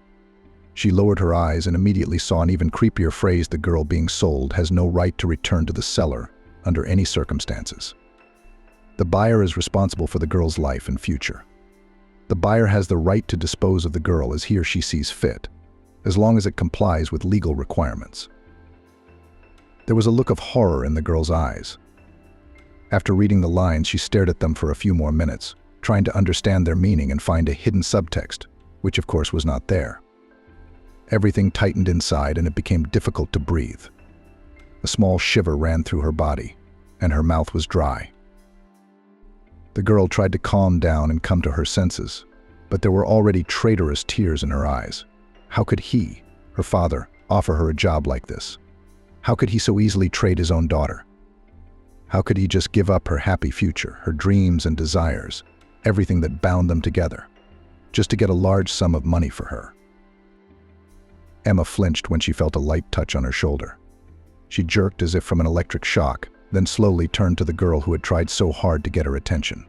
The one carefully walked to the door and barely audibly whispered, "Look at the last page. We're all here for her. You'll love it, and it will change your life completely." The girl turned away, reading the document in front of her. Emma followed her advice, quickly turning the pages and opening the last one. The title was Intriguing Buyer Requirements. She began to study the paragraphs and noticed one very interesting point, which stated that the buyer was obliged to provide not only for the girl, but also for her entire family, so that none of its members would lack basic needs. And then it dawned on Emma. What was the purpose of all this? Her father just wanted the opportunity for a carefree life, not to work, and yet not to give up the usual level, not to waste time in traffic, not to strain on projects, when you could just once a month get a solid sum on the card. But was it really all just for the money? Had she really become in her father's hands just a commodity that had no voice and would be bought by the first rich man who could offer a tidy sum for her looks and skills? Emma lowered her gaze into the contract again, rereading the one sentence over and over again. And each time she realized more and more what was happening. It turned out that she would be bought by a rich man who would make regular payments to her father and provide for all her needs and desires. But in return, she would have to do whatever he told her to do. Emma thought, a highly questionable generous offer that could have unpredictable consequences. Plus, there's no information about the buyers and what exactly will have to be done. I don't think I'm willing to do anything for the money. Her thoughts were interrupted by her father's voice. Girls, we don't have much time to study the documents. You can sign them and take them home afterwards for a closer look. But I remind you once again, these papers must not get to third parties, and you have no right to talk about your work. If there is anything that makes you uncomfortable, or you are not ready to sign, please leave the room. Emma looked around. Everyone was still sitting in their seats, and she didn't dare to get up and just leave the room. She felt a strange excitement and responsibility that prevented her from making any other decision. Somewhere deep down, she knew that her father, Mr. Ben Slow, would not allow her to give up his plans so easily, that he would make her sign the papers anyway, or simply throw her out on the street. Both were unacceptable. So, gritting her teeth, Emma took the path of least resistance and decided to simply sign the contract lying in front of her. As she did so, she looked up at her father and noticed the approving smile on his face. The man gave his daughter a barely perceptible nod, letting her know that she had done the right thing. After that, he again adopted a detached and cold expression on his face, showing that he was extremely serious. Good. Now we can begin the viewing. Remember, each of you must show your best side to find a candidate who will want to buy you and provide a trouble-free existence. It is worth leaving all the shyness and uncertainty at the door, because with them to count on a good outcome of our event is not necessary. So now I will invite the man who will decide your fate today, and then I will tell you what will happen to the girls who cannot charm the first man and will have to stay under my care until the next viewing. After these words, Mr. Ben Slow left, and in a few minutes returned to the room with a substantial-looking man. He was dressed in an expensive suit, his hair was neatly arranged, and he smelt of expensive perfume. The girls immediately jumped up from their seats, standing in front of the table in modeling poses so that the guest could assess their looks. While Emma continued to watch confused, her father quickly approached her and whispered in her ear, "Stand up immediately and repeat after the girls." Then he immediately stepped back, giving Emma enough room to quickly carry out the order. But it was as if she had frozen. It was only after a few seconds that the meaning of her father's words came to her, and she rose quickly from her seat, trying to look as pretty and confident as her rivals. But she was not very good at it. She didn't realize how to look spectacular against them, so she just continued to stand aside while the other girls attracted the man's attention. Suddenly there came the loud, menacing voice of Mr. Ben Slow. "Everyone to your places and don't draw any undue attention to yourselves. Once again, you have absolutely no part in the selection of the guest. You are merely a commodity for him to evaluate on his own. You can only say or do something if you are directly addressed. Modesty and obedience are highly valued in our business." The man smiled contentedly as he observed the order. "I would like to ask, Ben, how much experience do our lovely ladies have in satisfying men's needs? You know, this question is one of my main concerns among many others. After all, my purchase, so to speak, should completely fulfill all my needs. Is it appropriate to ask such a question?" "Of course, you can ask anything that will be interesting to you. Girls will gladly answer all your questions. And in the event that words will not be enough for you, they will be able to demonstrate their skills for a fee. This point we will consider with you, if necessary." A light lit up in the guest's eyes, and it pleased Ben. The man squared his shoulders and smiled, turning to the girls. "Well, please tell me, what skills do you possess? What distinguishes you from all other candidates? What special things can you offer to our client? Preferably in detail so that the buyer has no questions about your functionality." Emma listened confusedly to each individual girl's stories. She blushed at each one of them. She wanted to stop listening to all that was being blurted out and described. And when it came to her, when she had to tell about her skills, she just stopped talking, not knowing what to say in such a situation. "Well, young lady, why are you silent?" the guest asked. "I would like to hear about your skills before making a final choice. You look simply magnificent. I can see that beauty was given to you by nature, not by a plastic surgeon. But it's not enough to be beautiful. I need my chosen one to be experienced. And I'm not sure you've had enough experience at your young age. Isn't that right?" Emma nodded uncertainly, noticing that everyone around her was looking at her intently. She didn't see any point in lying, didn't want to pretend to be something she wasn't. After her nod, a chuckle was heard somewhere, and then the man spoke up. "I'm sorry, but you're definitely not a match for me. That's too bad. Such a beautiful face. It would be a pleasure to look at it day after day. Well, Ben, that girl is free to go. I'd like to talk to you about all the other contestants. I can't decide without first testing their skills. I'd like to agree on a time and place to do it. Then I'll choose who stays with me and we'll make a contract. Agreed?" The guest smiled smugly at Ben. Of course, Emma's father, Mr. Ben Slow, said with an equally pleased expression. "I'm sorry you didn't like the last candidate. She is indeed extremely charming. I'll work on her experience and her ability to meet any customer's needs. You can rest assured of that. Maybe you'll come back for a second purchase in the future, and she'll be waiting for you, ready to surprise you with her skills." He patted the guest on the shoulder and then gestured for Emma to leave the room. The girl did so. But she didn't dare to just head home. She was sure that the conversation with her father wasn't over yet, and after the promise to teach her everything and the failed experience at the first show, she wouldn't get off with a simple warning. It was getting really scary. She wanted to run away, to get help, to find some way out of this situation. Emma began to think frantically about what she could do, how she could help herself while her father was busy with other things behind closed doors. Suddenly it hit her. She had come up with a simply brilliant plan, which was to buy herself out. Suddenly the terms of the contract popped into her head, which required the buyer to provide for the girl's family, to send enough money to cover all the needs of each family member. "I don't care. I'll make my own money for it, just to be safe. Just so I don't become a commodity to be bargained for again, as if in a marketplace. But how do I find the right amount of money? And how much would I even have to pay initially to get the right to own myself?" Emma frantically recalled the parts of the contract she'd had time to review. But the information about how much the buyer would pay for the girl never popped into her head. "I don't care how much money there is, I'll make money. I just need to buy time to get rid of my father's power now, so that I don't have to endure such humiliation and shame anymore. But where to get the money, and how much is needed? And who will be willing to wait until I'm promoted at work and start getting really big sums? What to do? Who to call? where to go. With each new thought, Emma seemed to stump herself more and more, until another life-saving idea came to mind. She should call Jason. The guy had been very kind and courteous that day. He hadn't called Emma again, but she hadn't left him her phone number. They weren't at the same school. She sighed heavily as she found the right contact in the phone book and pressed the call button. There was an unbearably long beep, which seemed to shatter her dreams of a good outcome with each passing second. After a couple of dozen seconds of waiting, a mechanical voice said that the caller could not answer, whereupon the call was dropped.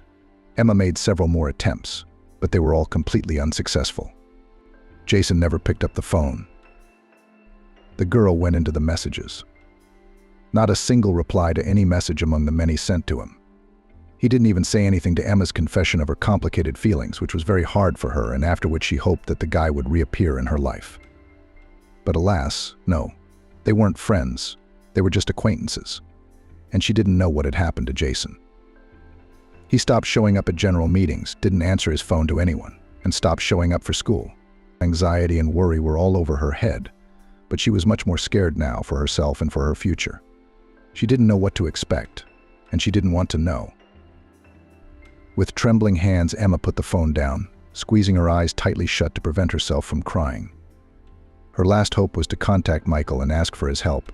If he really cared about her, if he really had warm feelings for her, and if he was willing to do anything for her, then he should understand and forgive her, should help her not to lose the most precious thing she had, her personal freedom.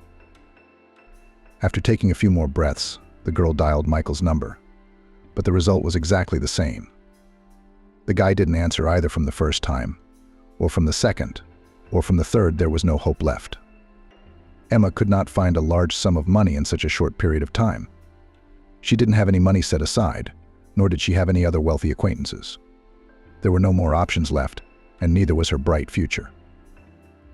A lone tear ran down her cheek, and with it came out all the sadness and doom that Emma had stored in her soul. She didn't want such a future.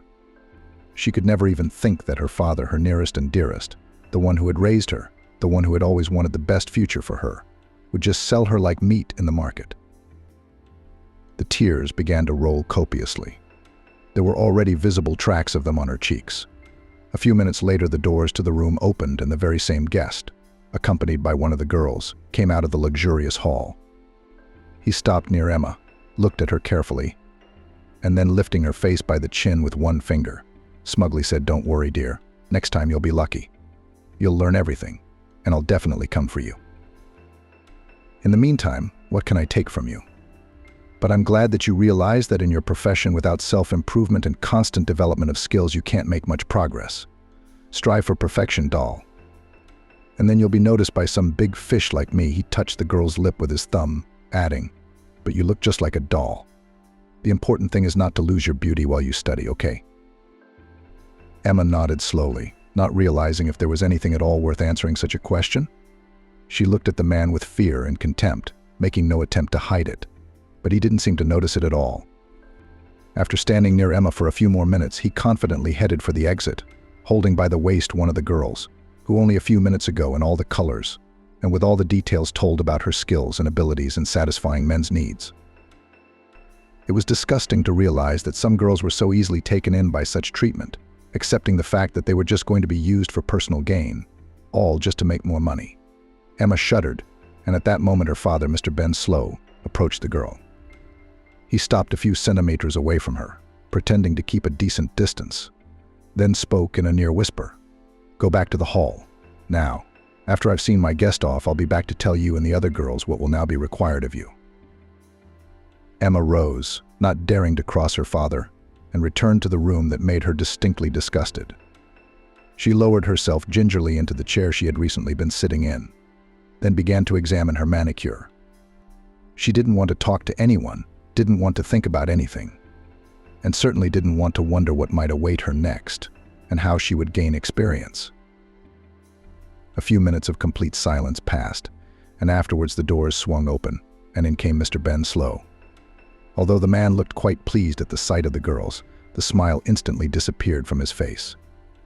He stopped in the middle of the room, turning to the remaining candidates, his daughter among them, and then spoke seriously. trying to sound as convincing and cold as possible. As you realized, girls, you were not chosen because you lack experience in certain areas. Of course, such a thing is unacceptable, but I have plenty of experience. That man just fell for that girl's manufactured game. I don't know how disappointed he'll be yet. In any case, at the moment we have no more buyers, so until the next one appears, you all have nothing left but to improve your skills and gain some experience, of course, by contributing a certain amount to our fund on a regular basis. You will give love to other people for very decent money. He continued, we will give a certain percentage to you. The rest will be spent on your wardrobe, hiring stylists, organizing such luxurious events, and so on. Is that clear? You start work tomorrow from 18. I'll see you all here. Excuse me, but how exactly are we going to gain experience, and what kind of experience? Emma suddenly asked, gathering all her will into a fist. I just want to know what to expect from the job ahead of me. Whatever Sweetheart tells you to do, you will do, replied one of the girls, not giving the man a chance to get a word in edgewise. Any experience is highly valued here, especially experience that pays well.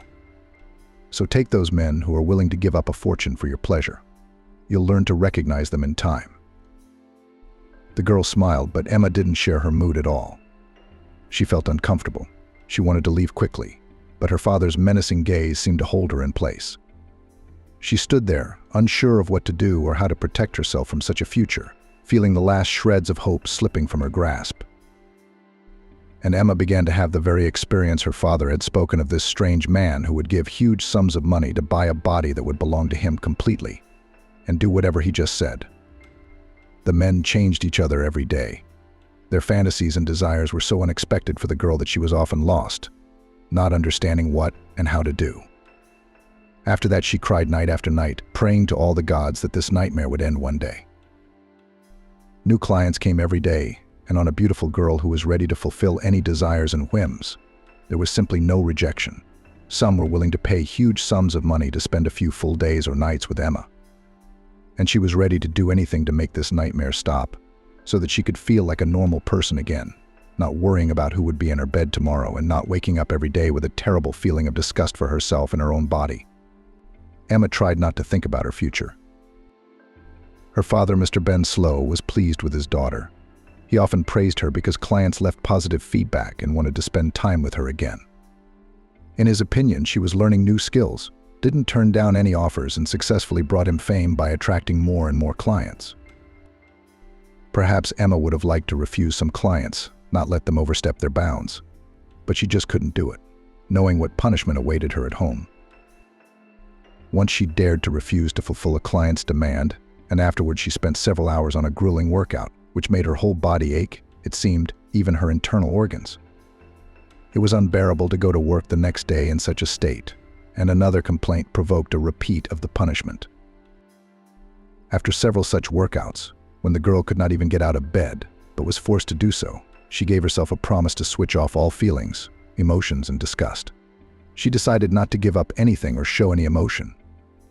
Let them do anything to her, let them demand anything, as long as they didn't make her feel any worse than was possible. Days went by. Another client did not choose Emma either, preferring the blonde. The girl's father didn't care at all about the fact that the client himself had expressed a desire to take only the girl with blonde hair. He began to chase Emma even more, forcing her to maintain a perfect figure. He almost sent her to a plastic surgeon to tweak the imperfections of the woman's body. But at this point, the girl got lucky and a buyer was found for her. Another viewing day was scheduled. Nothing was known about the buyer's preferences and intentions in advance. As always, Emma could not prepare for this event and did not even expect that she would be chosen among all the girls. Emma didn't want anything more from this life, didn't want to strive for anything, didn't want to try to sell herself, didn't want to think and dream about anything. She simply accepted her path in life, giving up all desires and pleasures. The viewing was scheduled for the afternoon, which was uncharacteristic for buyers of girls. Usually after a successful transaction, they preferred to stay alone with the girls, and during the night to check all the skills and abilities that the beauties promised to show. But Emma was not embarrassed at all, because she was already indifferent to how the next event would go. She didn't think about the preparation. She didn't want to make herself a completely different, unrecognizable person. But no one asked her. Her father had made Emma wear one of the brightest dresses, hired a hairstylist and makeup artist to improve her chances of success. And for good reason. After all, it was her colorful image that immediately caught the attention of the man who walked in, looking for something special, something he hadn't seen elsewhere. Emma stared blankly off to the side. She didn't want to please the new customer, and she didn't want to spend any energy trying to please him. She knew her schedule well and realized that she had to save her energy for the evening to avoid another punishment from her father. "Are you, young lady, ready for such an offer? Can you?" The voice of a man standing a few meters away from her suddenly snapped her out of her thoughts. "I can do anything you want. I can demonstrate it right now," Emma replied and took a step towards the potential buyer, but he immediately stopped her with a gesture, showing her to get back in line.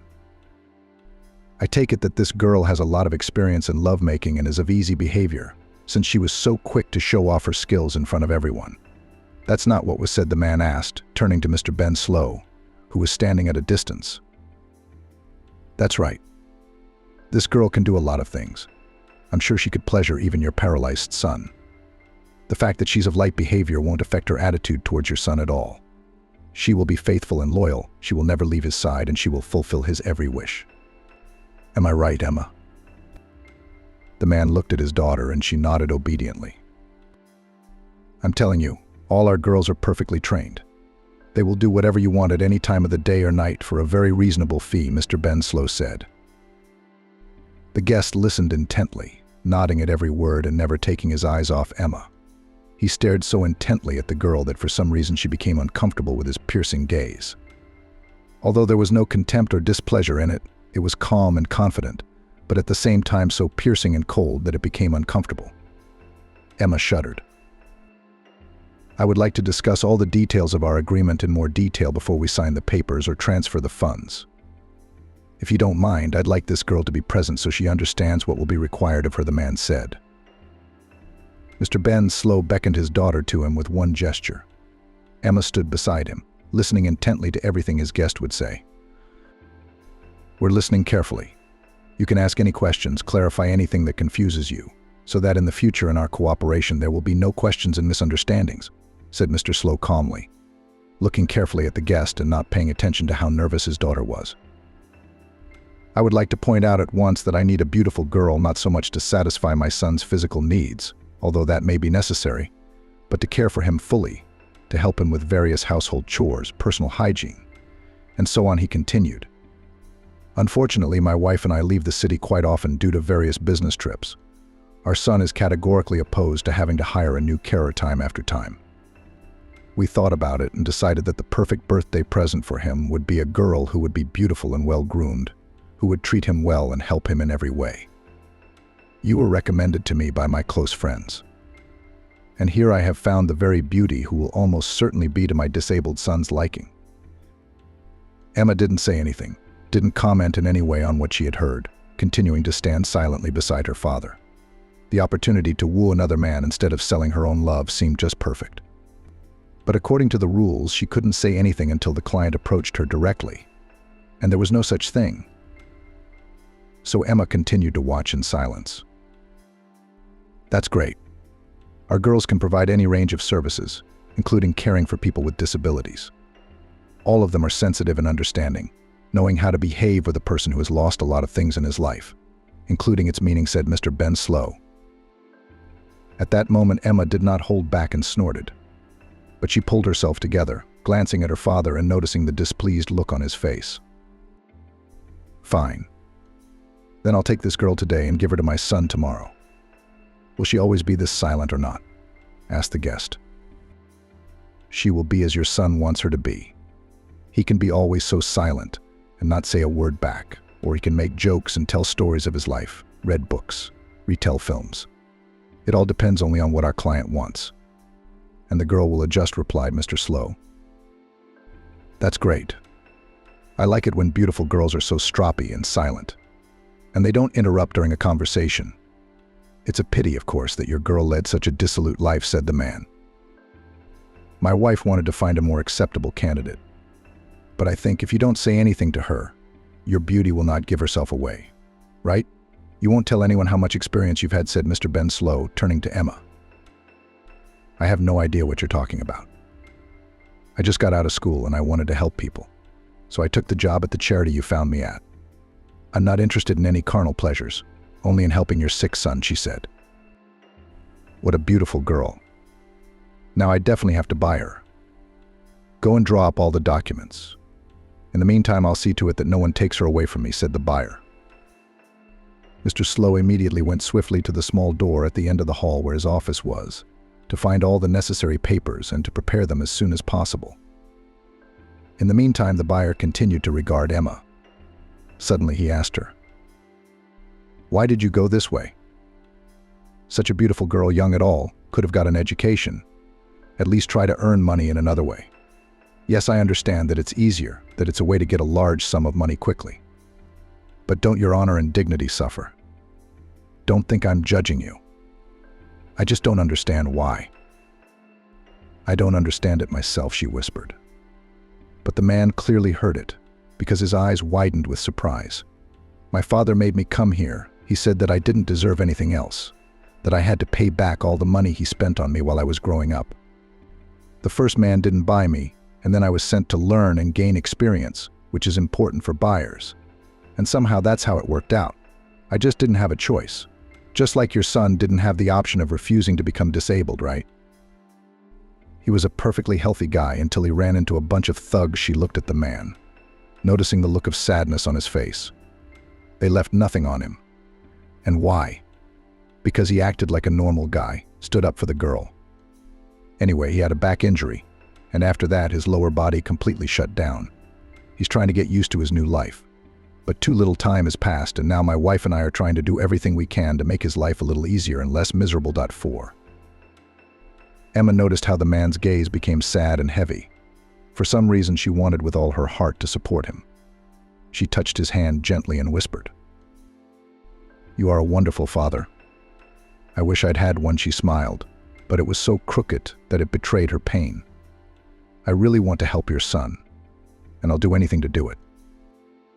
"Thank you," whispered the man, looking fondly at Emma. And at that moment, her father came out of the office with all the necessary documents in his hands. He quickly walked up to the man and held them out to him. "Here you go, please, everything is ready. You can sign the documents and take this beauty for yourself. We have already sent all her things by delivery to the address given.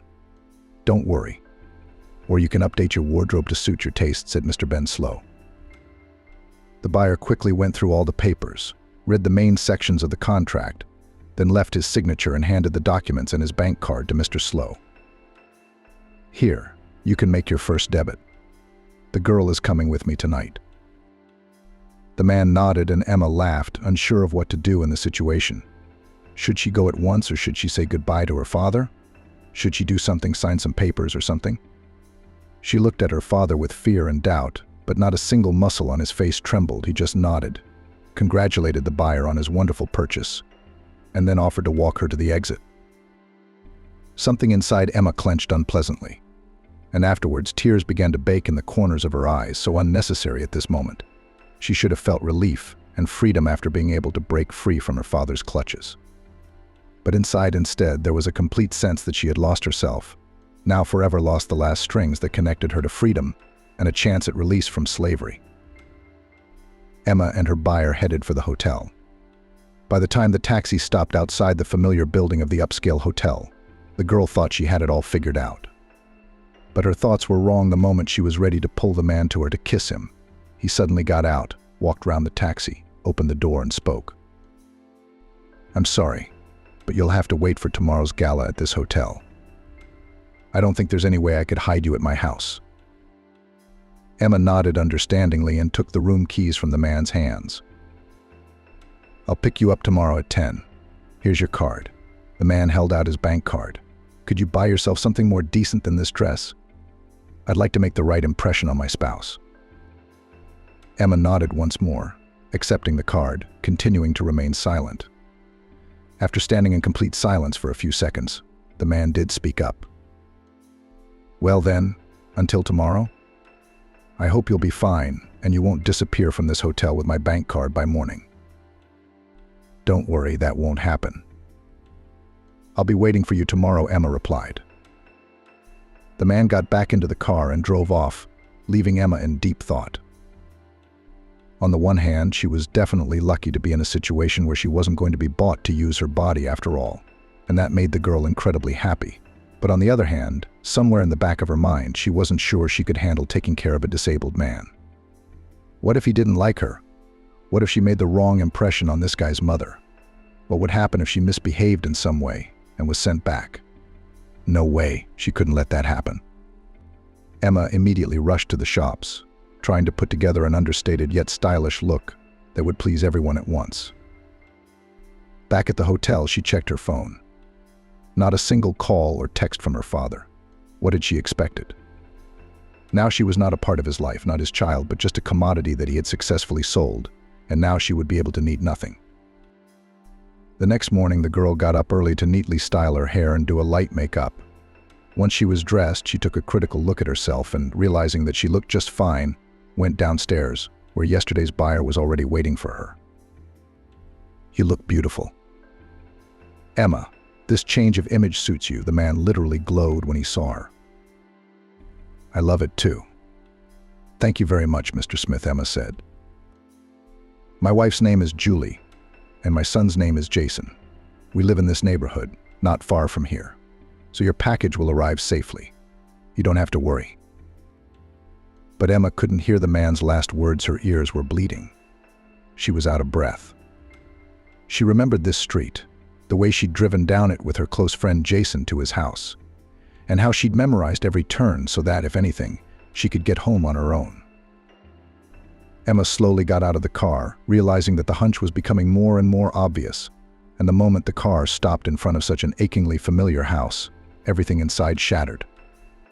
Emma quickly got out of the car and rushed to the front of the house, paying absolutely no attention to the man's surprised face. She didn't want to waste another minute of torment and doubt. Running into the living room, she saw the familiar figure of a guy in a wheelchair and immediately rushed to him, wrapping her arms tightly around his neck. "What the devil are you doing?"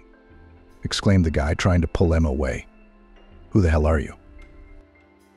Jesus, you're alive, you're here. I saw you again, how I missed you.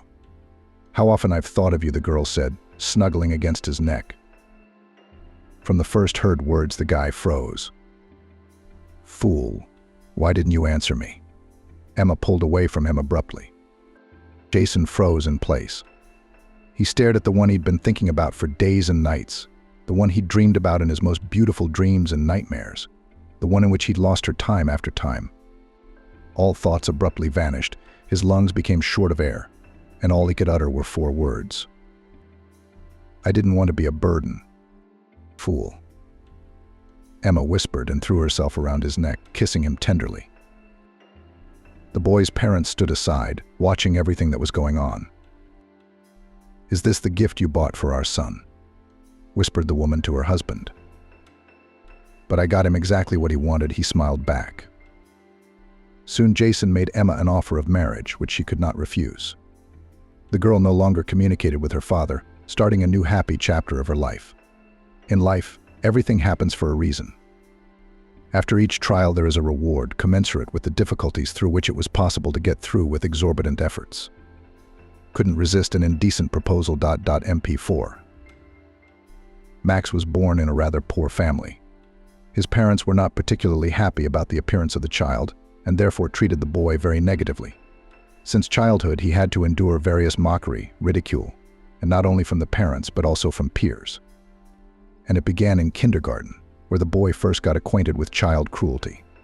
Max did not yet realize how difficult life is harsh in relation to a small defenseless child. He went to an ordinary kindergarten, but because of his appearance and unattractive appearance, he had no friends. And so one day, coming to the kindergarten, he saw the judgmental look of the teacher, and then heard. "Why does he have to go to our kindergarten? We have normal children, and here they bring this one. How many times can you do this? He spoils the whole look of our kindergarten. He's the scum of the earth." The teacher's voice was rude and arrogant. She was talking to the nanny, not paying attention to the boy, who looked at her with incomprehension. Max continued to stare at the woman until she suddenly shifted her gaze to him, saying, "Why are you staring at me? I'm ashamed to even let you into the group with the regular kids. It would be better if you were not brought to our kindergarten at all." She laughed and turned back to her partner, ignoring the tears in Max's eyes. The boy, though he didn't understand half of what was said, he still felt that he wasn't welcome. The strange pinching feeling inside was getting stronger and stronger.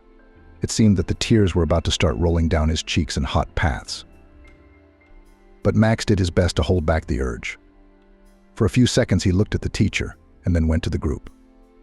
Immediately the taunts from the children started coming in his direction. At 6 years old they were already quite cruel, and therefore did not miss the opportunity to tease the boy. No one liked him in the group, and he was well aware that the relationship would only worsen over the years. Max didn't want to go to school with these kids and continue to socialize closely after years of constant bullying. No one asks you what you want and don't want, my darling. Mrs. Olivia answered him sternly. She looked at the boy with distaste, holding the bottle in her hand. Clearly she was not happy about talking to her son. She could see the unconcealed hatred and irritation in her eyes. "You'll go to the school I tell you to go to. And if you suddenly don't like something, you can complain to your worthless father. He will arrange a sweet life for you."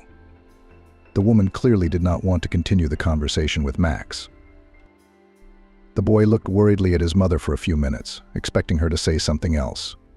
But no, she remained silent, immersed in her own thoughts, and in the boy's mind the memories of the day when his family was irrevocably destroyed surfaced. Max had been picked up from daycare much earlier than usual that day.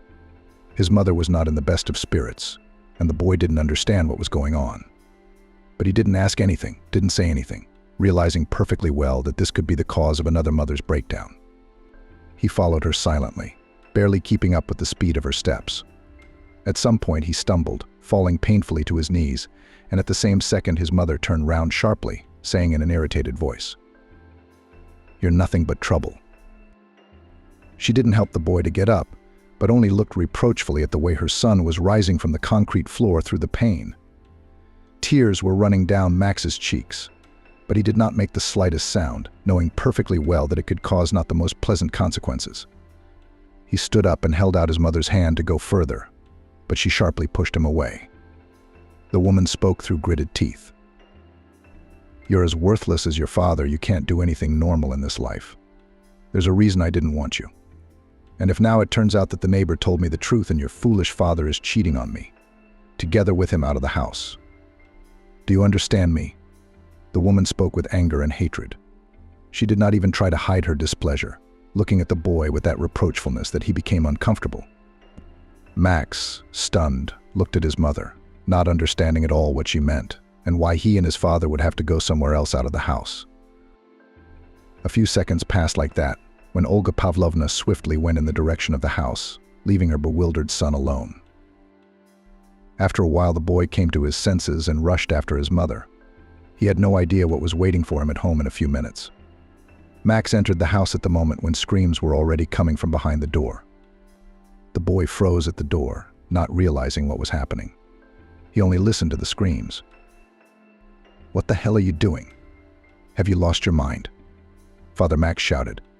"What makes you think that I can be at home not alone? Listen more to your crazy girlfriends who want to ruin our family happiness." In his voice it was heard that the man was very angry, clearly not going to calm down so easily. He continued to be indignant, as suddenly heard the displeased voice of Olga Pavlovna, who clearly was not going to leave the situation so easily. "What family happiness? What are you talking about? You and I are not even roommates. We live like strangers to each other. You don't love me at all. You don't appreciate me. How many times can you get on my nerves?" Afterwards, there was the sound of breaking glass. Max continued to stand still, hesitating to enter the house. The next second, the boy's father ran out of the house, holding his belongings in his hands. He looked completely confused. And the next moment, Olga Pavlovna ran out of the house, throwing things at her spouse. She screamed, and at that moment her eyes were filled with hatred and pain. "Get out of my house. I don't trust you. You're always giving me horns, and in front of my own child. Take him with you, and get out." Max looked fearfully at his mother. He didn't want to leave home, and he couldn't imagine that she had meant it when she threatened to kick him out.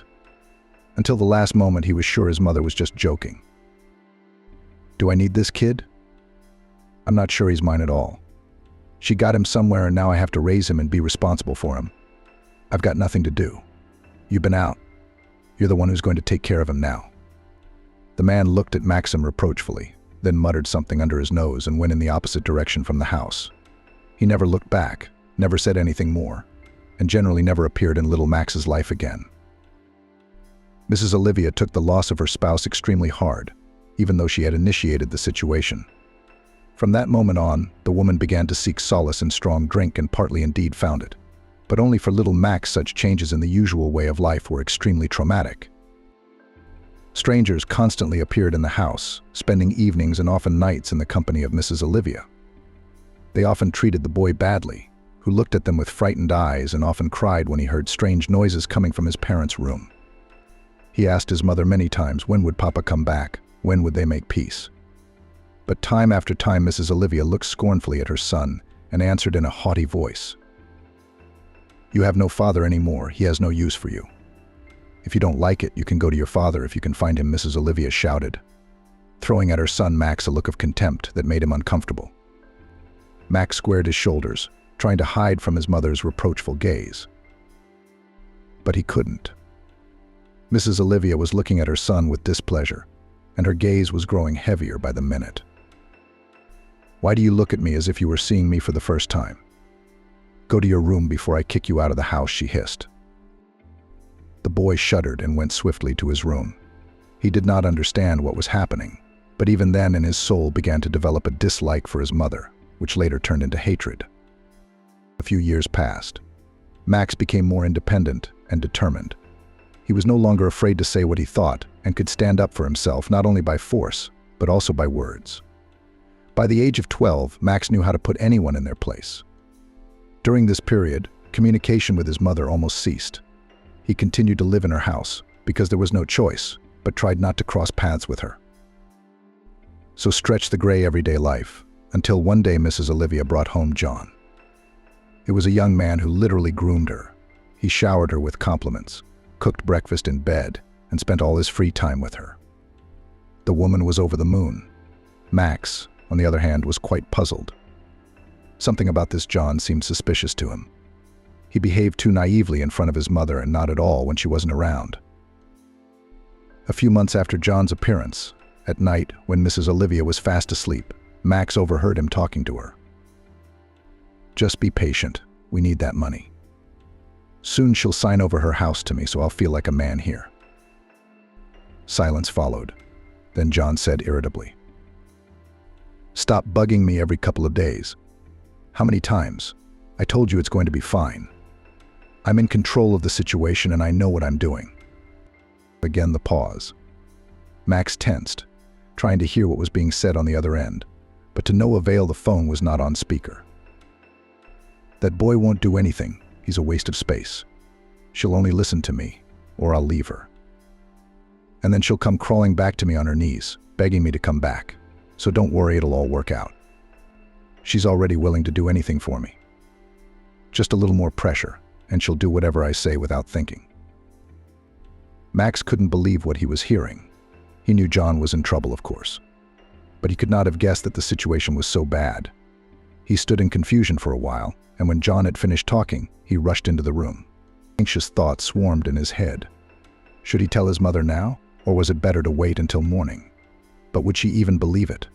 Love often blinds one's eyes and prevents one from seeing the problem. Mrs. Olivia couldn't imagine how it would end. Waiting until morning was excruciatingly difficult. Max had had dozens of unpleasant thoughts during the night and concluded that his mother had to be rescued from such a relationship. But how to do it? After numerous considerations and internal arguments, the guy realized that the best option would be to simply tell everything as it is. But such a reaction from his mother he could not imagine. "How dare you try to ruin my family happiness again?" Mrs. Olivia shouted at her own son, not believing everything he said. Max tried to convey all the details of the conversation, John's mood and voice. But the more small moments in the story, the more irritated Mrs. Olivia became. The woman looked at her son with displeasure and clearly did not want to admit that everything he said could be true. You broke up my first marriage, and I won't let you ruin my happiness again. Stop these weird surveillance games. Or I'll make sure you never live in this house again. Don't forget that you live with me, not me with you, and you have no right to tell me what to do." There was so much venom and resentment in every word that Max felt uncomfortable. He looked at his mother with anxiety and incomprehension, trying with all his might to hold back his emotions. But despite the inner torment and the cry of reason to keep silent, he still asked, "And why do you think that it was my fault that your family with your father broke up? You couldn't keep it together. You made up your own mind and then you threw him out of the door without even wanting to listen. You realized that you were wrong in that situation, and it was because of you that everything turned out like that." Max spoke calmly and confidently. He wasn't going to make excuses or apologize. In his 12 years, Max understood perfectly well what really happened at that moment. The boy looked at his mother carefully, realizing that he had caused her complete confusion with his answer. After a few moments, he added, "You don't need to try to blame me for your problems. You are an adult and should realize that all the consequences are your fault. They were adult decisions. You had to make decisions that will affect not only your life but mine as well. So I ask you not to blame me for something I had nothing to do with." Max noticed that with each new phrase, his mother's gaze became more and more heavy, so he decided to keep silent so as not to inflame the situation. But all that had been said was enough to make the woman furious. "How dare you speak to me like that?" Mrs. Olivia shouted at her son. "Have you forgotten where you belong? Have you lost your fear, or have you decided that you don't need a roof over your head anymore? I'll remind you where you are and whose money you live on." The woman came close to the boy, looking him in the eyes with hatred. Max didn't look away as he always did. He kept looking at his mother, realizing that he was tired of living the way she wanted him to and doing everything to please her and be a good son. The boy's gaze was frustrated and blank. He didn't know what else to say or do so that his mother would believe his words and not ruin her and his future through her own naivety and stupidity. "After you were born, your father and I had a bad relationship," Mrs. Olivia continued. "We didn't want you, but it was too late to do anything about it when I realized. Your father wanted a child, and I was a fool to agree to have you. I thought it would make our relationship stronger, but it did the exact opposite. I didn't want to see your father after you were discharged from the hospital.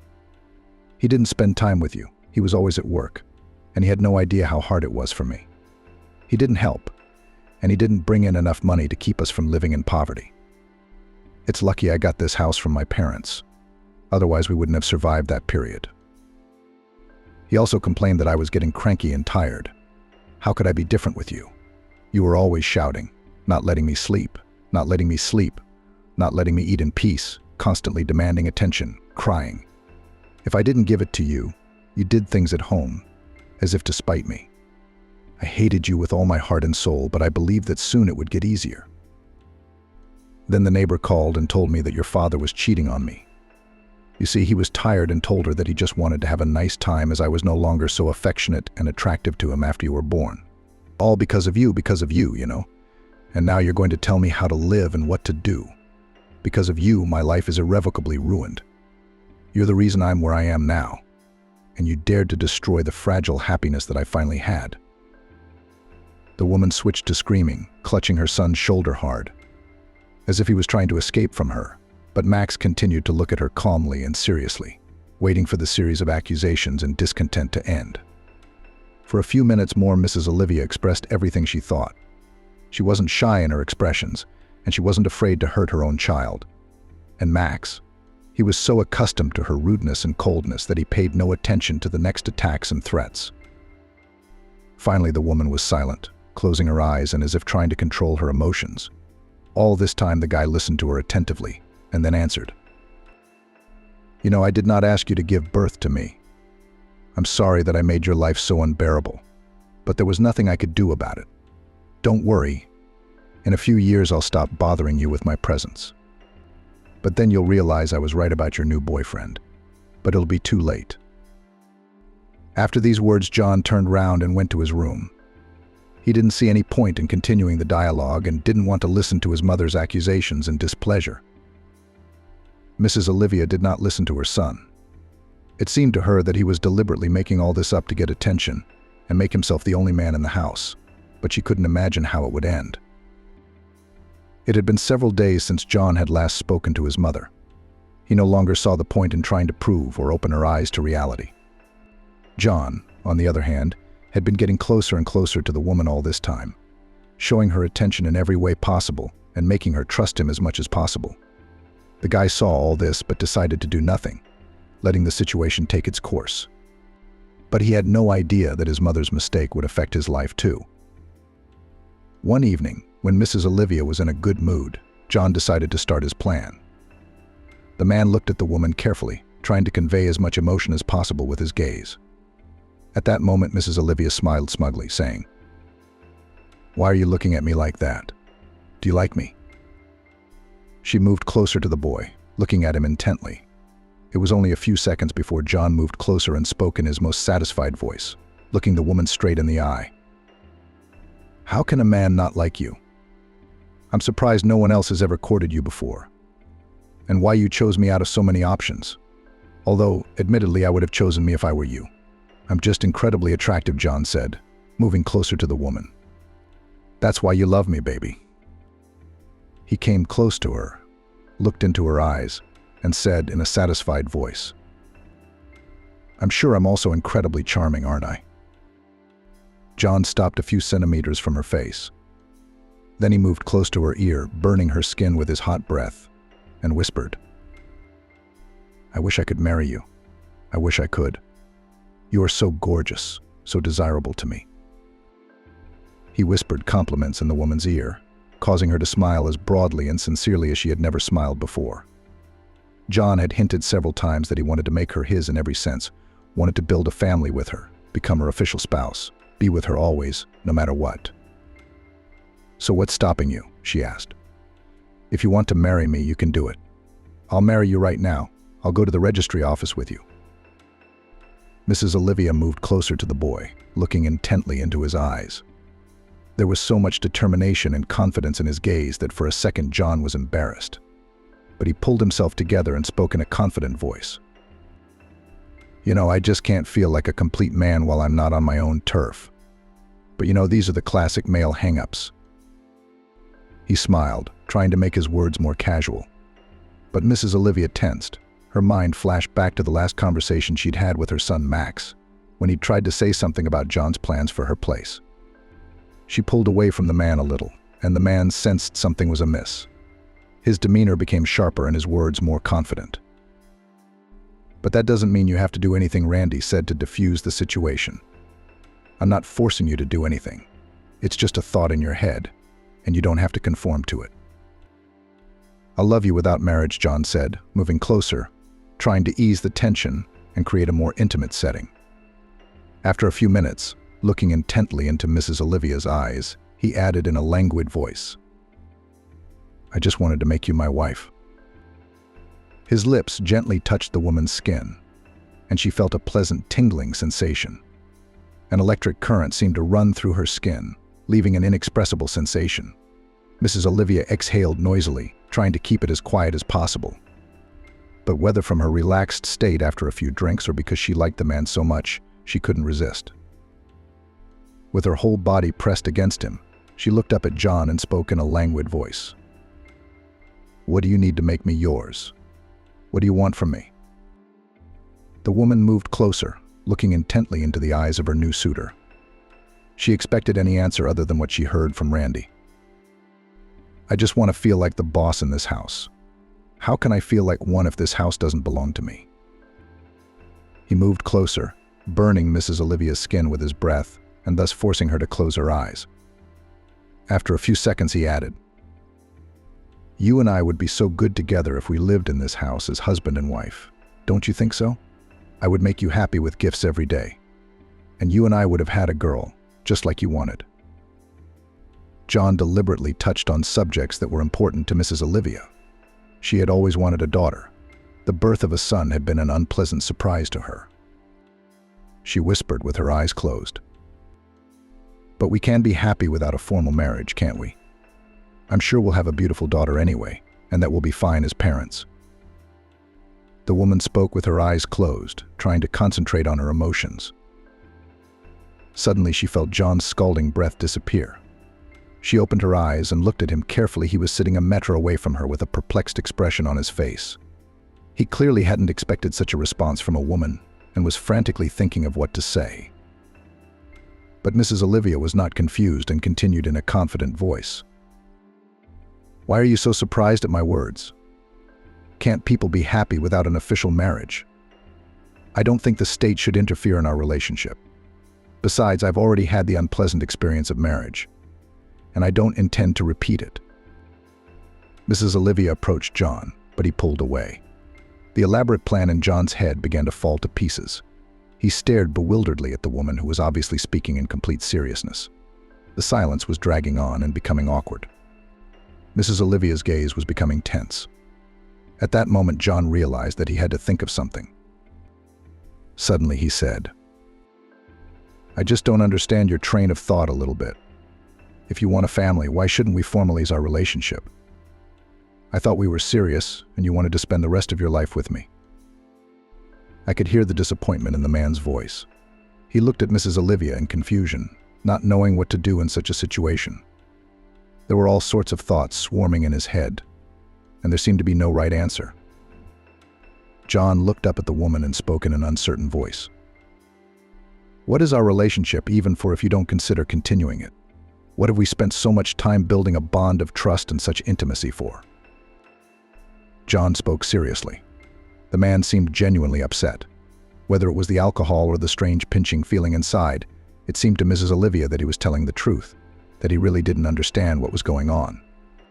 And for a moment she felt a pang of guilt for not trusting her young man from the beginning. She looked at John carefully, trying to understand his feelings. And after a few minutes she said, "Well, is it really that important to you? You never told me you wanted to start a family. It was the first time we'd ever had this conversation." The woman moved closer and looked into the man's eyes. She didn't understand why this topic had come up so acutely and suddenly in their relationship. "It's very important, you know." "Very important," John said. "You see, I was brought up to believe that I should build a family if I really love the woman I love. And I love you, and I would like to make our relationship legal soon." John was silent for a moment, as if considering what he should say next, and then he added, "But I was also taught that a man should be the master of the house. He should solve all the problems and provide for his woman. There is no problem with the latter, but with the former. I can't feel like a man when in fact I have no rights in that house. How do you see it?" He looked carefully at Mrs. Olivia, trying to make his look as sad and convincing as possible. There was silence again, but this time it lasted only a few seconds. "But I don't quite understand," you said, Mrs. Olivia. "But if it's so important to you, all right, I'll sign you in at my house. Only it will take a little time." The woman smiled, looking at her chosen one carefully. "You can propose to me now. We'll start planning the wedding, and then I'll sign you up at my place. And we'll already have our relationship legalized, just like you wanted." Mrs. Olivia moved closer, noticing the slight twinkle in the man's eyes, but he tried not to show his concern. Smiling, the man nodded. Mrs. Olivia immediately relaxed, because she realized that her son's words were not true. No one had tried to take her house away from her. No one had claimed her property. What harm could come of her having someone register someone with her? It didn't give John any rights or opportunities, did it? But would she have known how the story would actually end and how it would develop over the next couple of months? Max never spoke to his mother after their fight. He couldn't forgive her mistrust and constant judgment, and so he took the path of least resistance and cut off all communication completely. He tried not to cross paths with her at all, even in his own home. He left earlier, came back later. He completely ignored John's presence in the house, pretending that the man was not there. The boy was extremely puzzled the moment he found out about his mother's plans. He happened to overhear her conversation with her friend, which left him numb with shock. Had his mother really agreed to marry John? Did she no longer believe that her former spouse could return and their family could be complete again? Did she not see through his game and realize it would end badly? Despite all the excitement, indignation, and resentment, Max didn't talk to his mother about anything. He knew very well that it would once again come down to accusations and loud words, and he didn't want that. Let it be as it was. So it went on for almost 2 years. There was no offer, and the guy began to think that it was all just words to the wind. That John had just tried to pull a con, and at the moment when he realized he couldn't do it, he decided not to do anything to avoid losing the roof over his head. But it wasn't that simple. All these years, John just thought up a new plan, still not deciding to implement it. At one point, he even left Mrs. Olivia alone for a few weeks, but then returned for reasons unknown to Max. Max's life gradually began to improve. He started to work part-time, and then he had his first money of his own. Despite the unbearable desire to spend it, he started saving to move to the city in the future. It was not easy to combine work and study, and therefore Max began to skip school more and more often, giving preference to earnings. Teachers could not ignore this. One day the guy was summoned to the director, and at that moment he realized that it would not be possible to turn away so easily. With a heavy heart, he entered the office. "Max, is everything okay with your family? You've been doing much worse in school lately, although that's not like you. You've always been a confident and determined guy. What's wrong with you now?" asked the headmistress, looking at the boy carefully. She pointed to a vacant chair and Max sat down in it. Taking a deep breath, he decided to say everything that was going on in his soul. He'd been wanting to talk it out for so long and had wanted to share all his problems with someone for so long. And since fate had it so that he had such an opportunity, he should not miss it. The monologue was long. The guy didn't miss a single moment that somehow or other occurred to him. He talked about John's conversation on the phone and all the doubts that had plagued him for the past 2 years, sharing his thoughts on the matter. After there were no more words left in Max's head, he fell silent, looking carefully at the headmistress. The woman clearly did not expect to hear so many revelations, and therefore sat in confusion. After a few dozen seconds of silence, she spoke up. "Is there anything I can do to help you solve the problem? Do you want me to talk to your mother about everything that's going on? I'm sure she'll listen to me. Or maybe you need some financial help. You realize that skipping school to work isn't the best solution. You have to get at least a high school education. Otherwise, you might have much bigger problems than talking to me." She looked at Max, who didn't seem at all surprised by her words. The guy looked at the woman carefully, and afterwards he spoke calmly. "Yes, I realize what the consequences may be, but if I don't work, I won't be able to put money aside. And as a consequence, I won't be able to leave my parents' house so easily in the future. I didn't plan to stay there past adulthood." He fell silent, looking at the headmistress intently. He had a brilliant idea in his head, which he decided to realize immediately. Making his gaze more serious, he asked, "Do you really want to help me, or are you just telling me this because you want to appear as a good person in my eyes?" "I really want to help you, Max. I am well aware that you are in a difficult position, and I can talk to your mother about the situation." "No, you don't need to talk to her." "I don't need that kind of help," Max said sharply, interrupting the woman. "If you really want to help me, make sure I don't get expelled from school. I don't know how to do it, but I'm sure you can influence my grades. I'm not asking for a B or an A. I just need to get my high school diploma. It's only 2 years away. I'm already in 10th grade." He looked at the headmistress carefully, trying to understand her emotions. For the first few seconds, the woman's gaze was heavy and completely incomprehensible. Max was already beginning to doubt that she would help, but suddenly the woman sighed heavily and without hesitation in her voice spoke. "Okay, I'll help you, but only on the condition that you devote at least some time to your studies. You can't not come at all, and you can't not study or do anything. The syllabus has to be fulfilled anyway, whether you like it or not. Only then can I negotiate with the teachers to treat you a little more loyally." She looked intently at the boy, who literally glowed at her words. He jumped up from his seat and began to thank the woman fervently. The headmistress smiled back, realizing how much she had made life easier for the guy who was already in a bad situation.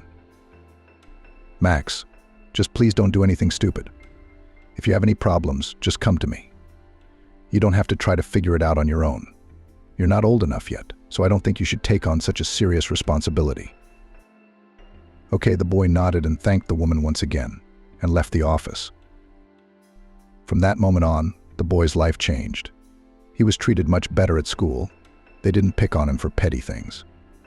Of course, he also fulfilled his part of the obligations and studied all the material as much as possible, and came to the exams afterwards. It seemed that life began to get better. Everything became calm, measured, as suddenly life threw up new tests even worse than all the previous ones. One evening, returning home, Max found a very unusual picture. In the living room was a huge number of guests who congratulated his mother on something. For a few seconds, stood in complete confusion. He decided to approach a familiar woman and ask what was going on. But the answer simply shocked him beyond belief. "So your mom's been proposed to. In a few weeks they will be married and become a full-fledged family." The woman smiled, obviously happy about this event. "To be honest, I didn't believe that this guy would make a move. But he pleasantly surprised me. I'm glad your mother was able to find someone." She continued to say something excitedly, but Max couldn't hear her anymore. He was looking intently at his mother, who really seemed happy. Really, is this how it's going to be? Is John really going to be his new father? Would their family really be one more person now? And is the wedding really going to happen? Or is this just another trick to gain his mother's trust? There were so many questions in the guy's head, but there were almost no answers. The situation seemed somehow unreal. There had been no change in the relationship in 2.5 years.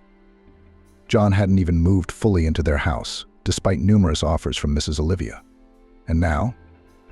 Now he had decided to propose to her and build a full family. Something about it all seemed illogical and wrong. But Max couldn't figure out what it was.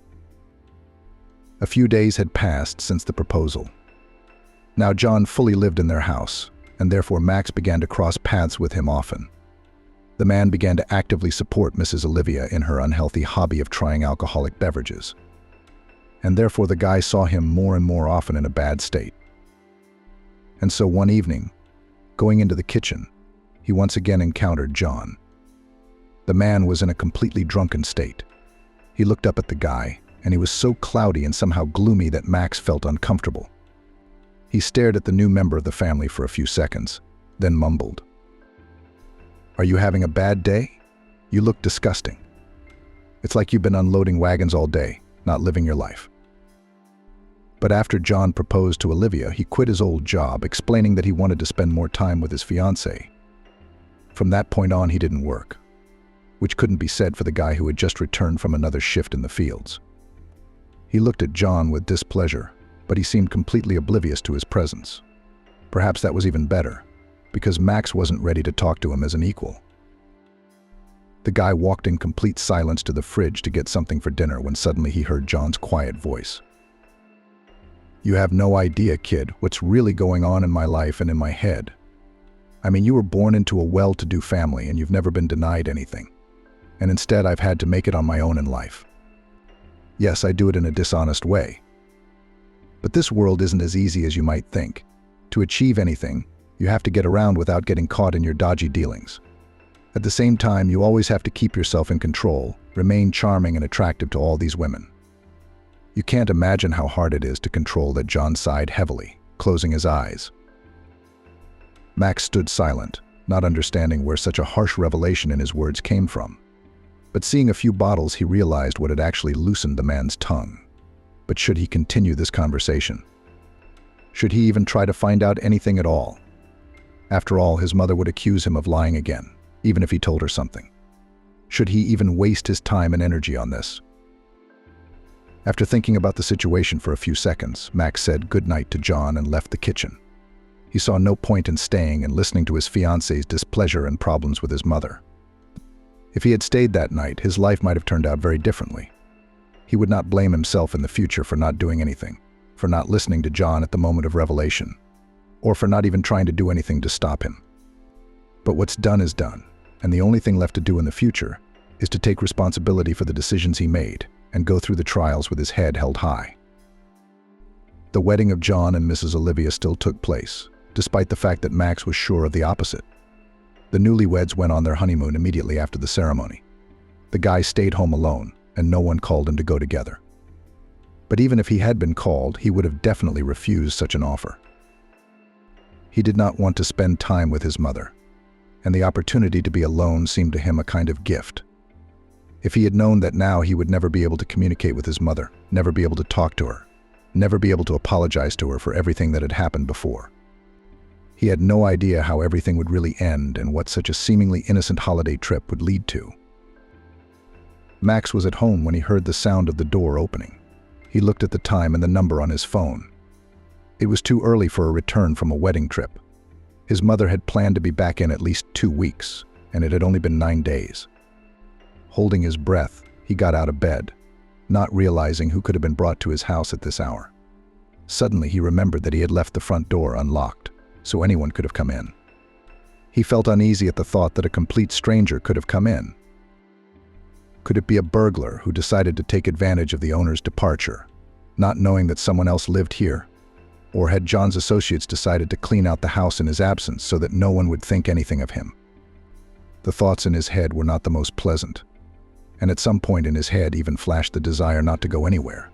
But fear and interest made the guy still leave his room. He slowly headed towards the entrance, having no idea who he was about to meet. Cautiously peeking out from around the corner, Max froze in bewilderment. Standing on the threshold was John. He seemed somehow confused and lost.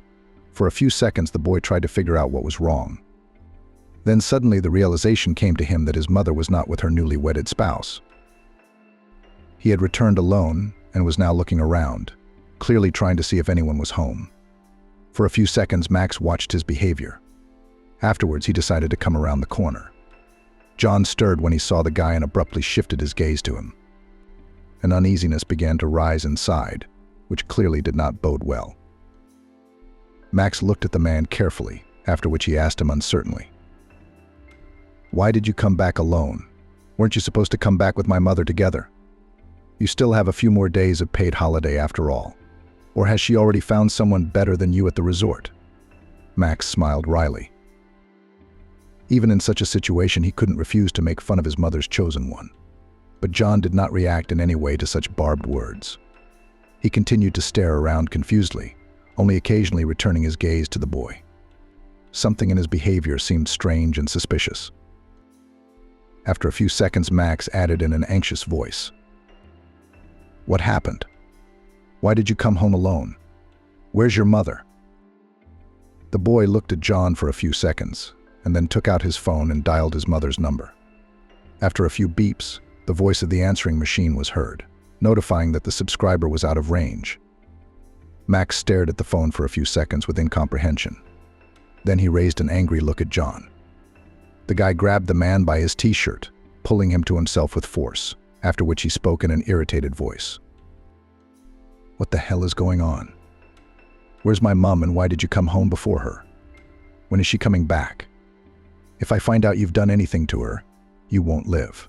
I'm warning you nicely. You hear me?" Max shouted, unable to contain his emotions. He wasn't going to hold back in a situation like this. The irritation and resentment only grew stronger. John, on the other hand, continued to remain silent, looking at the guy with a blank and detached stare.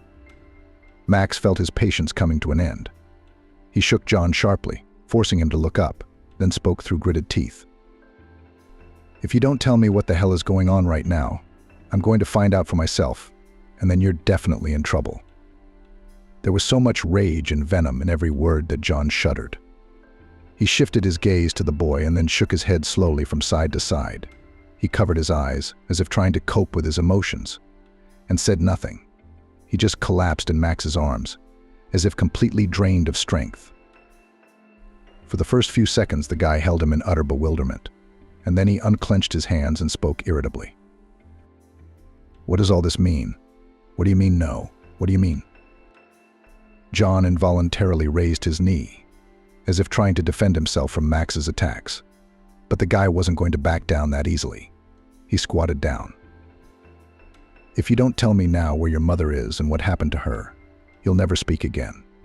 You hear me?" There was a steely note in the guy's voice, and it made John really scared. He opened his eyes, trying to focus.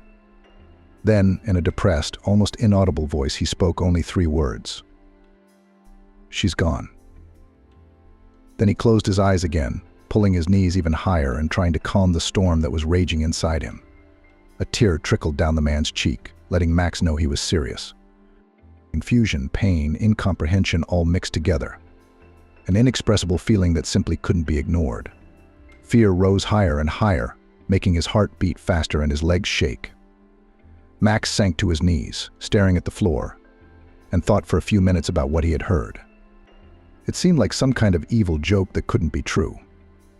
It was only a few days ago, after all, that he had spoken to her, seen her smile. He had only seen freshly posted pictures on her social media the day before yesterday. "How can you do this? Are you messing with me?" the guy said irritably, rising sharply to his feet and hovering over John. "What have you done to your mother? Do you have any idea what I could do to you? Look at me when I'm talking to you."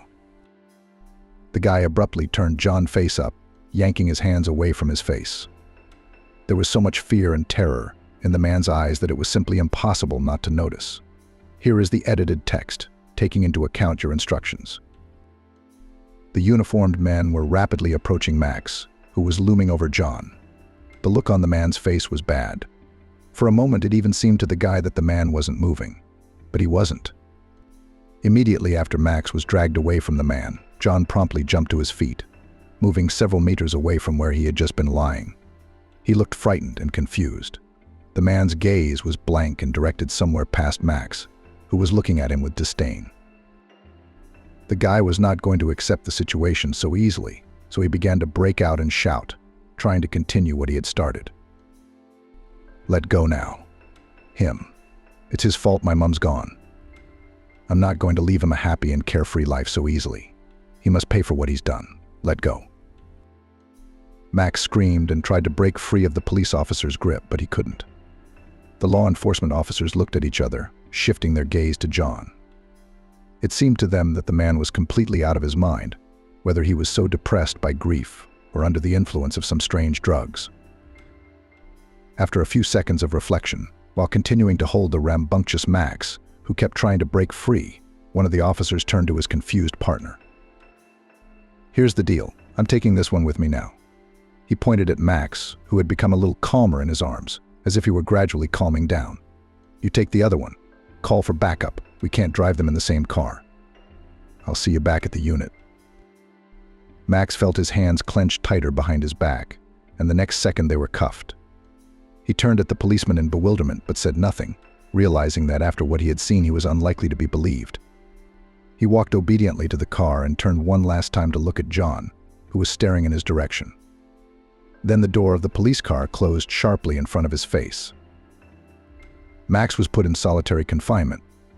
They hadn't decided to put him in with anyone else, apparently worried that the problem might be the guy who just happened to be inadequate. He'd seen John being led past, and all requests to put them together had been refused. Perhaps it really was better this way. After all, Max was completely unsure of his own actions and powers. It seemed to him that he could do something terrible without any problems, and he would not regret it at all. So the guy sat all night behind bars. He did not sleep. In his head were the most unpleasant thoughts. But somewhere deep in his soul was the hope that it was all just a stupid joke which had nothing to do with reality. That John had really been on something, so he'd made up all the nonsense he'd said to him when he got home. That his mother had just found another suitor, and the man couldn't deal with it, determined to ruin her son's life. Outside the window, dawn broke. Max rose powerlessly from his bunk, feeling his entire body break incredibly from fatigue. He still couldn't bring himself to sleep without knowing what had happened to his mother. Unable to bear the unknown any longer, he started screaming, demanding to call a member of staff and tell him something. After a few minutes of shouting, at the moment when it began to seem that no one would come through, a stately man of age approached the cell. For a few seconds he looked at the prisoner in complete detachment, and then calmly said, "What kind of circus are you putting on here? You were told to wait for the trial. So you're going to sit and wait. No one's going to tell you anything just because you want to. We have no reliable information except that your mother's husband is under the influence of some strange drug. He'll come round shortly and we'll question him. Until then, I would ask that you behave according to the rules. Otherwise, we'll put you in solitary confinement, not at the station, but in prison, where you can scream all you want. I hope we understand each other." The man was about to leave when suddenly behind him came the excited voice of a boy. What about my mother? Did you find out what that creep did to her? She hasn't been in touch. And he himself said that she was gone. Maxim involuntarily switched to shouting, but immediately stopped talking, seeing the man's displeased look. The employee came closer to him, sighing heavily, then spoke without a drop of irritation. Son, I understand your emotions perfectly well. I too lost my mother early, but as of now, the guilt of the detained man has not been proved. We can't make any judgment until the investigation is complete. It could take a long time. If we prove his guilt, he'll go to jail. And if not, the man spread his hands, making it clear that in such a situation he would be completely powerless. A few seconds of tense silence passed when Max spoke through gritted teeth. If it turns out that he's involved in this whole thing, I'll deal with him myself. He won't wait for real justice. I'll do it myself. The man heard the boy's words perfectly well, but did not answer him. He only sighed heavily and went back to his office, not wanting to continue such a difficult dialogue. It seemed to Max that time was dragging on endlessly. From time to time, he listened to the strange sounds that came from the depths of the building, but he could not understand what was going on there. At some point, his body just gave up, and the guy fell into a restless sleep. He kept turning round and could not bring himself to stop thinking about something bad. Several hours passed in this way, as suddenly someone's hand touched him. Max woke up abruptly on the bed. His eyes immediately met with the police officer who had come in the morning to his screams. The man looked completely distressed, looking down at the floor. He did not raise his eyes to the lad, though he could see perfectly well that he was looking at him anxiously. After a few seconds of tense silence, Max was the first to speak. Well, did you manage to find out? You didn't just come to my cell to keep me company. Did he tell you anything? Did he tell you where my mother is and why she hasn't been in touch? What happened? Max watched as the officer sighed heavily, closing his eyes. And then his heart skipped a beat. He realized that nothing good was going to be told to him, so he needed to start preparing for the worst right away. What happened? Stop talking. This is bullying. Tell me what happened.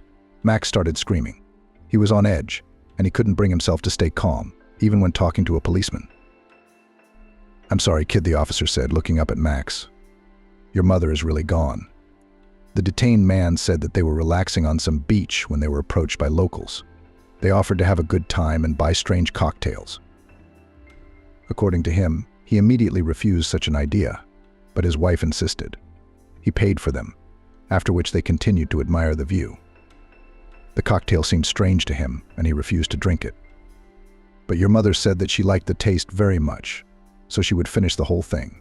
Since her husband was against it, she took the second cocktail, took a few sips, and then returned to her drink.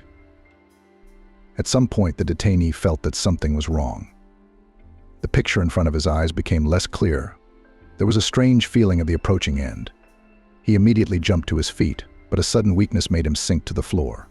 For a few seconds, everything swam before his eyes, and then he saw his wife falling before him in an unnatural pose. She whispered something about not being able to breathe. And then darkness. The officer was silent, as if he couldn't control his own emotions. He sat with his eyes closed for a few seconds, waiting for the boy to say something back. But Max remained silent. The detainee claims that he doesn't remember anything else. The officer continued. Only voices that appeared after the moment when the whole world went dark. They said something about not tolerating newcomers in their territories, and that this would be the case with anyone who came there. When the detainee woke up, he was already lying alone. No one was around, including his wife. We do not know how true this is, but such cases have indeed been recorded before. We've never been able to find anyone missing. I'm sorry. Bay. The officer turned to Max, who had hot tears running down his cheeks. He stared at the officer in disbelief, not understanding how this could have happened. After a few seconds, when there were no other emotions left inside the guy but pain and hatred, he jumped up, rushing towards the exit of the cell. The door was open, and therefore there was nothing to stop him from getting out of it. Max immediately rushed in the direction where John was supposed to be sitting, completely ignoring the cries behind him. He just wanted revenge. He wanted revenge for his mother. He wanted to tell John what he thought of him. And he didn't care at all about the consequences. Max had no trouble finding John in the other solitary confinement cell. He looked completely lost. It looked like the man had just lost his mind in the couple of days he'd been in this place. "I warned you that if anything happened, you'd be in trouble. Do you think I was joking with you?" Max rushed towards the bars, but John behind them didn't even flinch at such a sudden movement and loud sound. At that moment, an officer came up and started pulling the guy away, trying to calm Max down, but he wasn't going to leave it at that. Max struggled forward, trying to free himself from the clinging hands, realizing that he wouldn't get another chance. "Let me go." It was his fault she was gone. Why the hell would he go on living in peace after what he'd done?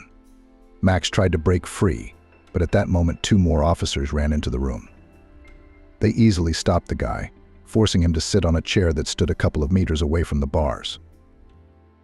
The officer who had been sitting with Max before squatted down beside him, looking into the guy's eyes. "Kid, listen to me carefully. It's not a good idea to try to get revenge on your own.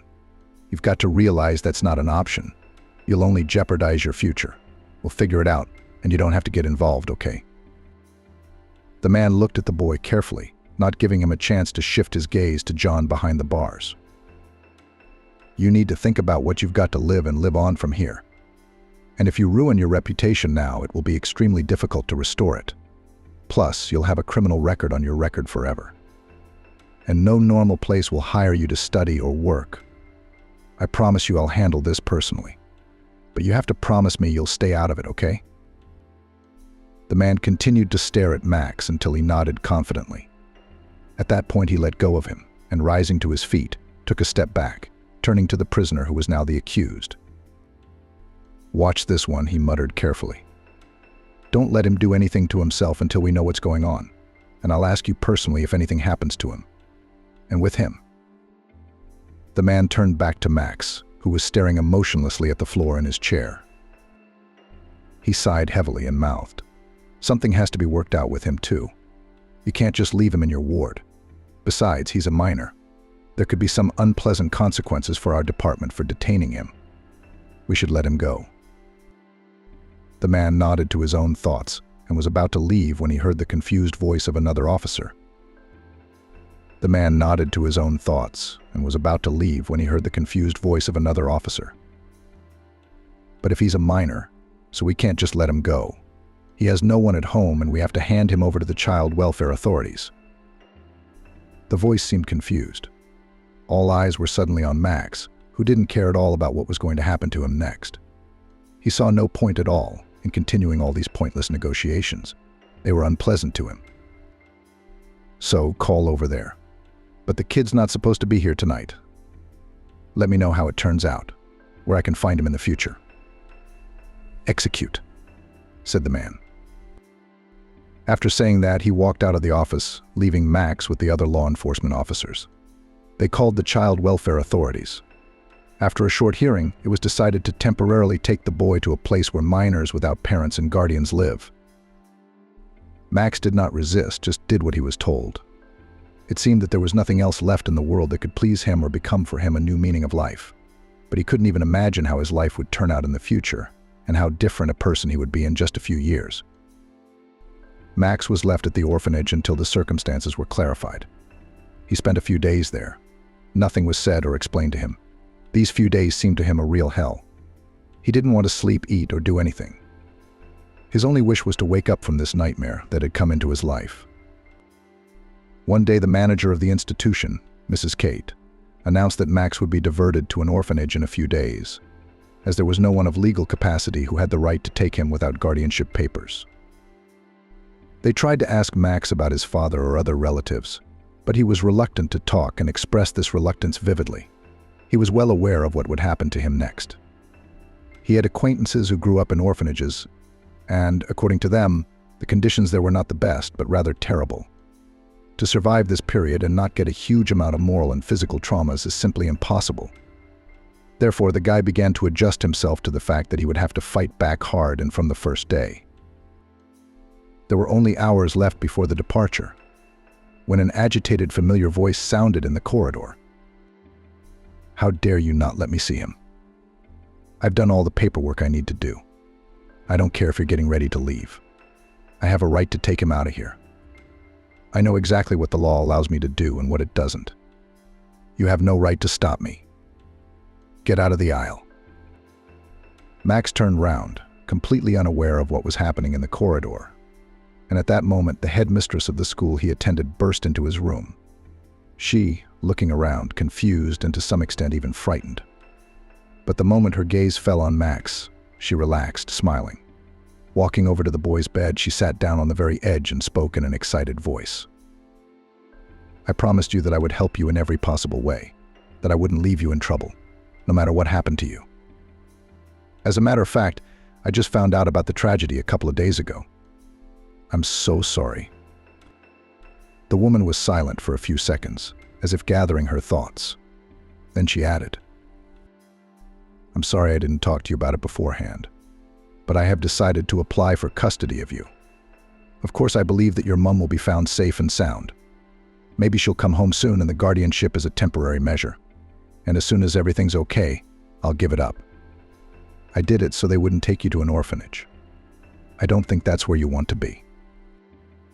The woman looked at the boy in bewilderment, not realizing the emotion his face was expressing. There was confusion, pain, and relief mixed with tenderness and gratitude in his gaze. A few seconds passed as the woman added, "Of course you can refuse my guardianship if you don't want to live with me. I'm not forcing you to. But just you don't think. You can choose how you want to live your life and what you want to do." The woman looked at the guy with undisguised worry. He was silent for a few seconds, and then he spoke in an uncertain voice, looking into the woman's eyes. "Thank you so much. I never imagined that you would be there for me in such a situation. Thank you." Max pressed himself sharply against the woman, trying to convey all the feelings and awe that were in his soul. He couldn't even imagine that life would turn this way after so many problems. After a tremendous amount of trials, some relief finally came. The guy felt his whole body start to beat a small shiver. After so many problems, after constant tension, after sleepless nights, after worrying and worrying about the future, he could finally relax. Finally, there is something good in his life, which he is extremely grateful for.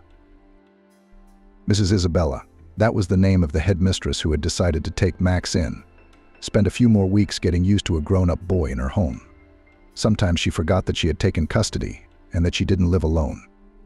But Max was understanding. She didn't have to take him in. She only did it out of the kindness of her heart. After a couple of months, life returned to normal. Max went back to work and continued to go to school. Many people knew what had happened, but no one dared to talk to him about it. The wounds on his heart were too fresh to open. There was too much pain in the guy's eyes, which literally screamed that he should be left alone. The boy had successfully finished school, passed all the exams to get his certificate. There was never any information about his mother. The investigators stayed in touch throughout this long period of time, but never said anything encouraging. Max no longer believed that his mother would return, so he tried his best to move on with his life.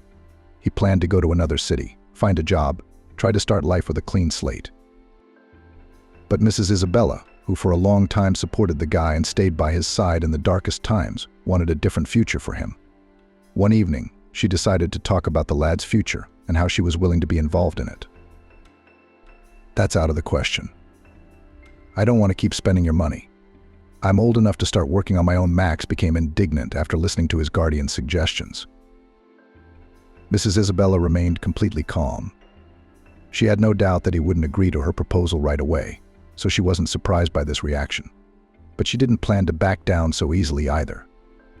Waiting until the guy stopped expressing indignation and discontent, she spoke in a calm and confident voice, looking at him. "You know, I've always dreamed of having a child. For years I had imagined how he would grow up, how he would become in the future a wonderful doctor who would help those in need. I was always sure that one day I would definitely become a mom. And my dream will come true, but..." The woman covered her eyes and sighed heavily. Max did not hurry, realizing that the topic was not the easiest for her. He looked at the woman in silence, waiting for her to continue talking. "But after my beloved Ben was gone, I just couldn't imagine being the wife of someone else. You see, I loved him so much that I couldn't feel anything like that for anyone else. I was sure the pain would go away eventually, and it did. But in its place there was nothing new. The emptiness kept me from feeling like a complete woman for years. It made me doubt the rightness of every decision I made. It seemed to me that I simply could not be a complete person without my beloved by my side. And that was just the way it was. She looked up at Max and smiled sincerely. That smile was so simple and sincere that the guy just couldn't take his eyes off her. And then you appeared, and my life immediately became completely different. In some moments it even seemed to me that you really were my son, the one I've wanted so badly all these years. You're exactly how I imagined my own child to be. And that's why I can't afford to ruin my own future. God didn't give me children, but fate brought me together with you. And I'm sure everything in this world happens for a reason. It's either an experience or a reward for having it. I think it was a long-awaited gift that life gave me after so many problems and trials. Tears glistened in the corners of her eyes. She closed her eyes, trying to hold them back, but a lone tear was already rolling down her cheek. Let me realize my desires at least through you. I'm afraid that I will never again have the opportunity to be happy for someone who became practically a son to me the moment I received my diploma. This is my only wish. Please. The woman whispered the last words, and it sent shivers running down Max's back. He looked at her carefully, trying to overpower his feelings and still refuse, but he couldn't do it. After a few seconds, he replied in a quiet, almost inaudible voice, looking at Mrs. Isabella with gratitude. This is a small part of what I can do to thank you for your kindness and your care. He smiled. The woman opened her eyes, unable to believe her happiness. It seemed to her that even after such a frank confession, Max would still not agree to her proposal, that he would insist on independence and autonomy to the last. But no, he was looking at her with awe, and there were far more words of gratitude in his gaze than he could possibly say. Max had been thinking about where to apply for a long time. The exams were passed quite well, and therefore he had a lot of options where to try himself. But after the studied options and serious proposals, he decided to stop at the medical university. It seemed to him that since he had agreed to realize Mrs. Isabella's dream, he should do it to the full. The admission went well. Max was accepted to the free department, where he was to study for 5 years. Throughout this time, Mrs. Isabella promised to help the boy. And that's exactly what she did. She sent money, helped with non-core disciplines, and supported the guy in all his endeavors. All this together allowed Max to finish his studies perfectly and start his medical practice. To the surprise of many acquaintances, after a year of reflection, he chose the direction of gynecology. For some reason, it seemed to him one of the easiest and most profitable in terms of salary in the future. Without thinking for a long time, he decided to study to be a gynecologist, and in the future did not regret this decision a bit. By the time Max finished his university studies, Mrs. Isabella had turned 60. For the first few months, he thought about leaving for another city and starting to build a life from scratch. He had done everything in his power to thank the woman for her kindness. Well, now it was time to leave the old life in the past and try to become a really happy person. The boy was sure it would be easy to leave. After all, he'd wanted to for so long. But life is ordered in a completely different way, making it clear that his place is in this town and that he must stay here. And in the future, it will play an important role in the life of Max, who will still be able to become really happy. On the day of farewell, when the guy had already packed all his things and was preparing to leave for another city, something completely unforeseen happened. He was quietly folding the last t-shirts in his bag as Mrs. Isabella came into the room and for a few minutes in complete silence looked at the guy, not daring to say anything. Max glanced at her several times but did not dare to start a dialogue either. Finally, at the moment when Mrs. Isabella was ready to leave, he asked, "Did you want something? You didn't just come to stand at the door, did you?" Max paused, looking at the woman intently. The woman turned round and smiled, replying, "I just wanted to tell you that I'm very proud of you, and that I'm going to be lonely without you in this house. I'm so used to having you in my life. It's just going to be hard to get used to you being an adult and on your own." The woman's smile grew sadder at that moment. She closed her eyes, trying to calm down and keep talking. "You know, you could have stayed in our town to be near us. Sure, you'd rent your own house or flat, and in the future you'd definitely buy something. That way we'd stay close, but you'd become quite independent." She looked at the guy with hope, but in his eyes there was only regret and sadness. It became clear that Max was not burning with the desire to continue living in this city. Nodding sadly a few times, the woman added, "I'm sorry, don't think I'm pressuring you. I just wanted to offer you an option. I'm sure you'll be a great professional." The woman closed her eyes abruptly. Breathing noisily, she slowly sank to the floor, clenching her eyelids tighter and trying to stop the strange, tugging pain. Max immediately ran over to her, not sure what he should do. Checking her pulse, he immediately dialed the ambulance number. "I'm fine.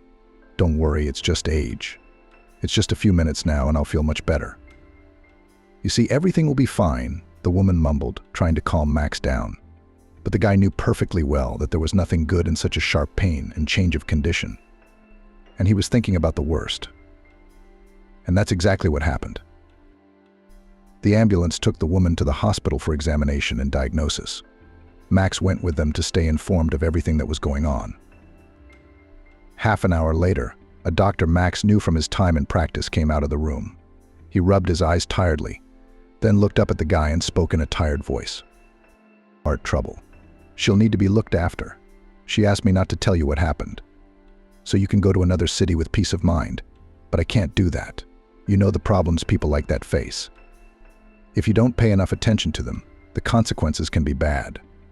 The man patted the boy on the shoulder, adding, "Of course, the decision is yours.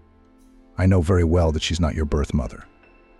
But she did a lot to make you the person you are now." After these words, the doctor left, leaving Max in complete bewilderment. He stared at him in silence for a few seconds, then sighed heavily and went into the room. Mrs. Isabella was conscious. She was looking out of the window at the beautiful sunny day. Something in her appearance alarmed Max the moment he saw her. She immediately turned round at the sound of footsteps and smiled. "Why didn't you go home? I told you I'm fine. Just a little trouble, but it's okay now. You can go home in a few days." She smiled so sincerely that if Max didn't know the truth, he would probably believe her words. "You can keep packing. Just please say goodbye to me before you leave for another city. And don't forget to call me the moment you get there so I know you're okay." She spoke so calmly and judiciously that for a moment it even seemed to Max that everything was actually fine, and that the doctor had simply made a mistake. But the pallor and general soreness of her face said otherwise. He sighed heavily, sitting down next to Mrs. Isabella, and spoke in a calm voice. "I'll wait until you're discharged and then I'll think about moving. They'll wait for me in the new hospital, I'm sure of it." He smiled, trying to make the situation less tense. "Besides, how can I miss your birthday, which is next week? That would be completely unfair of me, wouldn't it?" He took the woman's hand in his own. They talked for a few hours, after which the guy went home. He had a difficult decision to make on which his future would depend. A few days later, Mrs. Isabella was indeed discharged home. The woman was standing in the street calling a taxi when Max came up to her with a bouquet of flowers. Surprised at his appearance, the woman spoke in a confused voice. "Weren't you going to go for an interview to get a job in another city? You might not be invited in the future because they think you are not responsible enough." The woman looked at Max with anxiety and incomprehension. He was completely calm and confident. "I've already passed the interview," Max said. "By the way, quite successfully. I have already been hired. Tomorrow I start my practice as a gynecologist." He smiled, noticing that the woman was immediately cheered by his words. She hugged the guy tightly, trying to convey all her warmth and affection with such a simple gesture. "I'll miss you, but I'm sure your life will be the best in the new city," Miss Isabella said. "You'll make new acquaintances, maybe even meet someone. I'd be glad if you could start your life as you've planned." And although at the last words the woman's voice trembled, she clung tighter to the guy, trying not to show her real mood, and began to breathe heavily, trying to cope with her feelings. Of course, Max noticed such a change in her state. He hugged the woman tighter to himself, after which he spoke out. "You won't have to miss me." He paused, clearly pleased with the woman's confusion, and at the moment when she was ready to be indignant and say something against this conviction, Max hastily added, "From tomorrow I begin practice in this hospital, while I will live with you, if you do not mind, of course. And then I'll think about how to organize my life. I don't want to make any big decisions yet." Mrs. Isabella stared at the boy for a few seconds in disbelief. She did not believe that he had really decided to stay, and that she would not have to live her life alone. Max was glad that he was able to make happy the woman who was his only beacon in the most difficult period of his life. Yes, he didn't plan to stay in this town. Yes, he tried with all his might to leave it and do everything he could to start his life with a clean slate. But sometimes you have to think about more than just yourself. And this time he made a decision not in his favor. Many people knew Max since university. He showed excellent results and pleasantly communicated with patients. That's why at the moment when the appointment was announced, a queue was immediately lined up for him. A few months passed since the practice started. At some point, the guy started to notice that time after time a young girl, who had just turned 18, was signing up with him. She was checked every month, and sometimes twice a month, even though there was no need for it. Of course, Max accepted, listened, examined, despite the fact that he sincerely did not understand such an obsessive desire to control her health.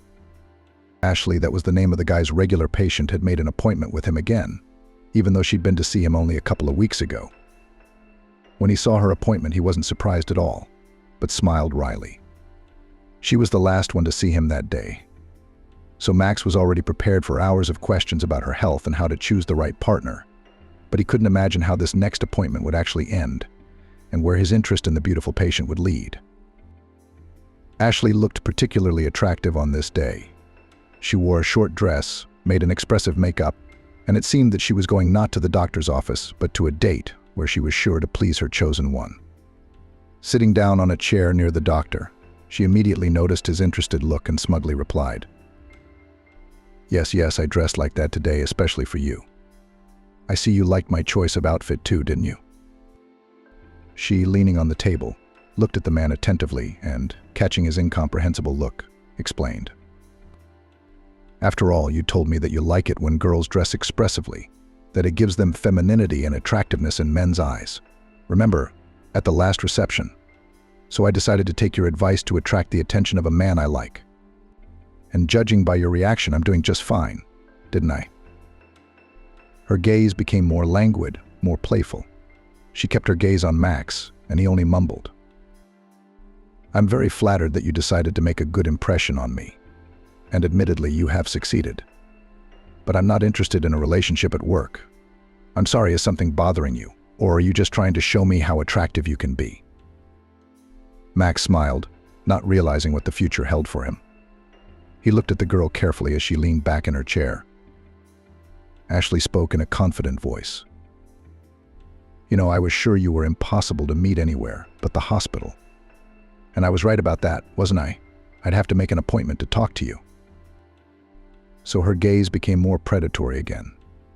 She licked her lips in a languorous voice. "I'd like to invite you to my house. We could have a great time. You could get to know my inner world better." She looked at the man carefully, expecting a positive answer. For a few seconds, Max sat in confusion as Ashley suddenly added, "No serious relationship. Don't think I'm not really interested in that option. I just want to have a good time.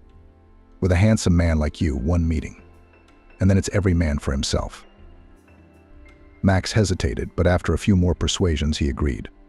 But if he'd known how it would end. Ashley left the guy her address. They agreed to meet a couple of days after work. Max was looking forward to the meeting, already anticipating a great time. But fate had completely different plans for that evening. The guy did not prepare for the evening. He only chose a more or less decent outfit and styled his hair to look more attractive in the eyes of the girl. At some point in his head, he thought that he should take flowers, but he immediately canceled it. She was the one who had invited him. She had insisted on the meeting. Why should he splurge on her, and why should he try to please her? Standing by the door, Max reproached himself for coming empty-handed, but there was nowhere to go. He rang the bell, but there was no answer, reaching for the bell to ring again. He heard a strange rustling outside the door and opened it himself. Standing in front of him was a man who looked painfully similar to his father. He stared at Max absent-mindedly, never taking his eyes off him. Tears glistened in the corners of his eyes, but the boy was not to be broken by such things. He looked at the man carefully, asking with incomprehension. "I apologize, but this is Ashley's address. She left it for me a few days ago, and we'd arranged to meet. Maybe I just got the wrong house." He spoke calmly, though a storm was brewing in his soul. Could there really be people so similar? Or had his father been so close to him all this time? The man stood silent, as if he didn't know what to say either. The silence was becoming tense, so he abruptly walked over to the boy and enclosed him in his arms. "Son, I thought I would never see you again in my life," the man whispered. Max opened his eyes in surprise, not understanding how this could be. He struggled for a few seconds to figure out what was going on, and then sharply pushed the man away from him. Looking at him hatefully, he stated, "I have no father. That man left me as a child, and I have no idea how his life turned out. But I'm sure that if he lived just a few blocks away from me, he would certainly have found the courage to meet me sooner." Max turned around abruptly, intending to walk away, but at that moment he felt a firm hand on his wrist.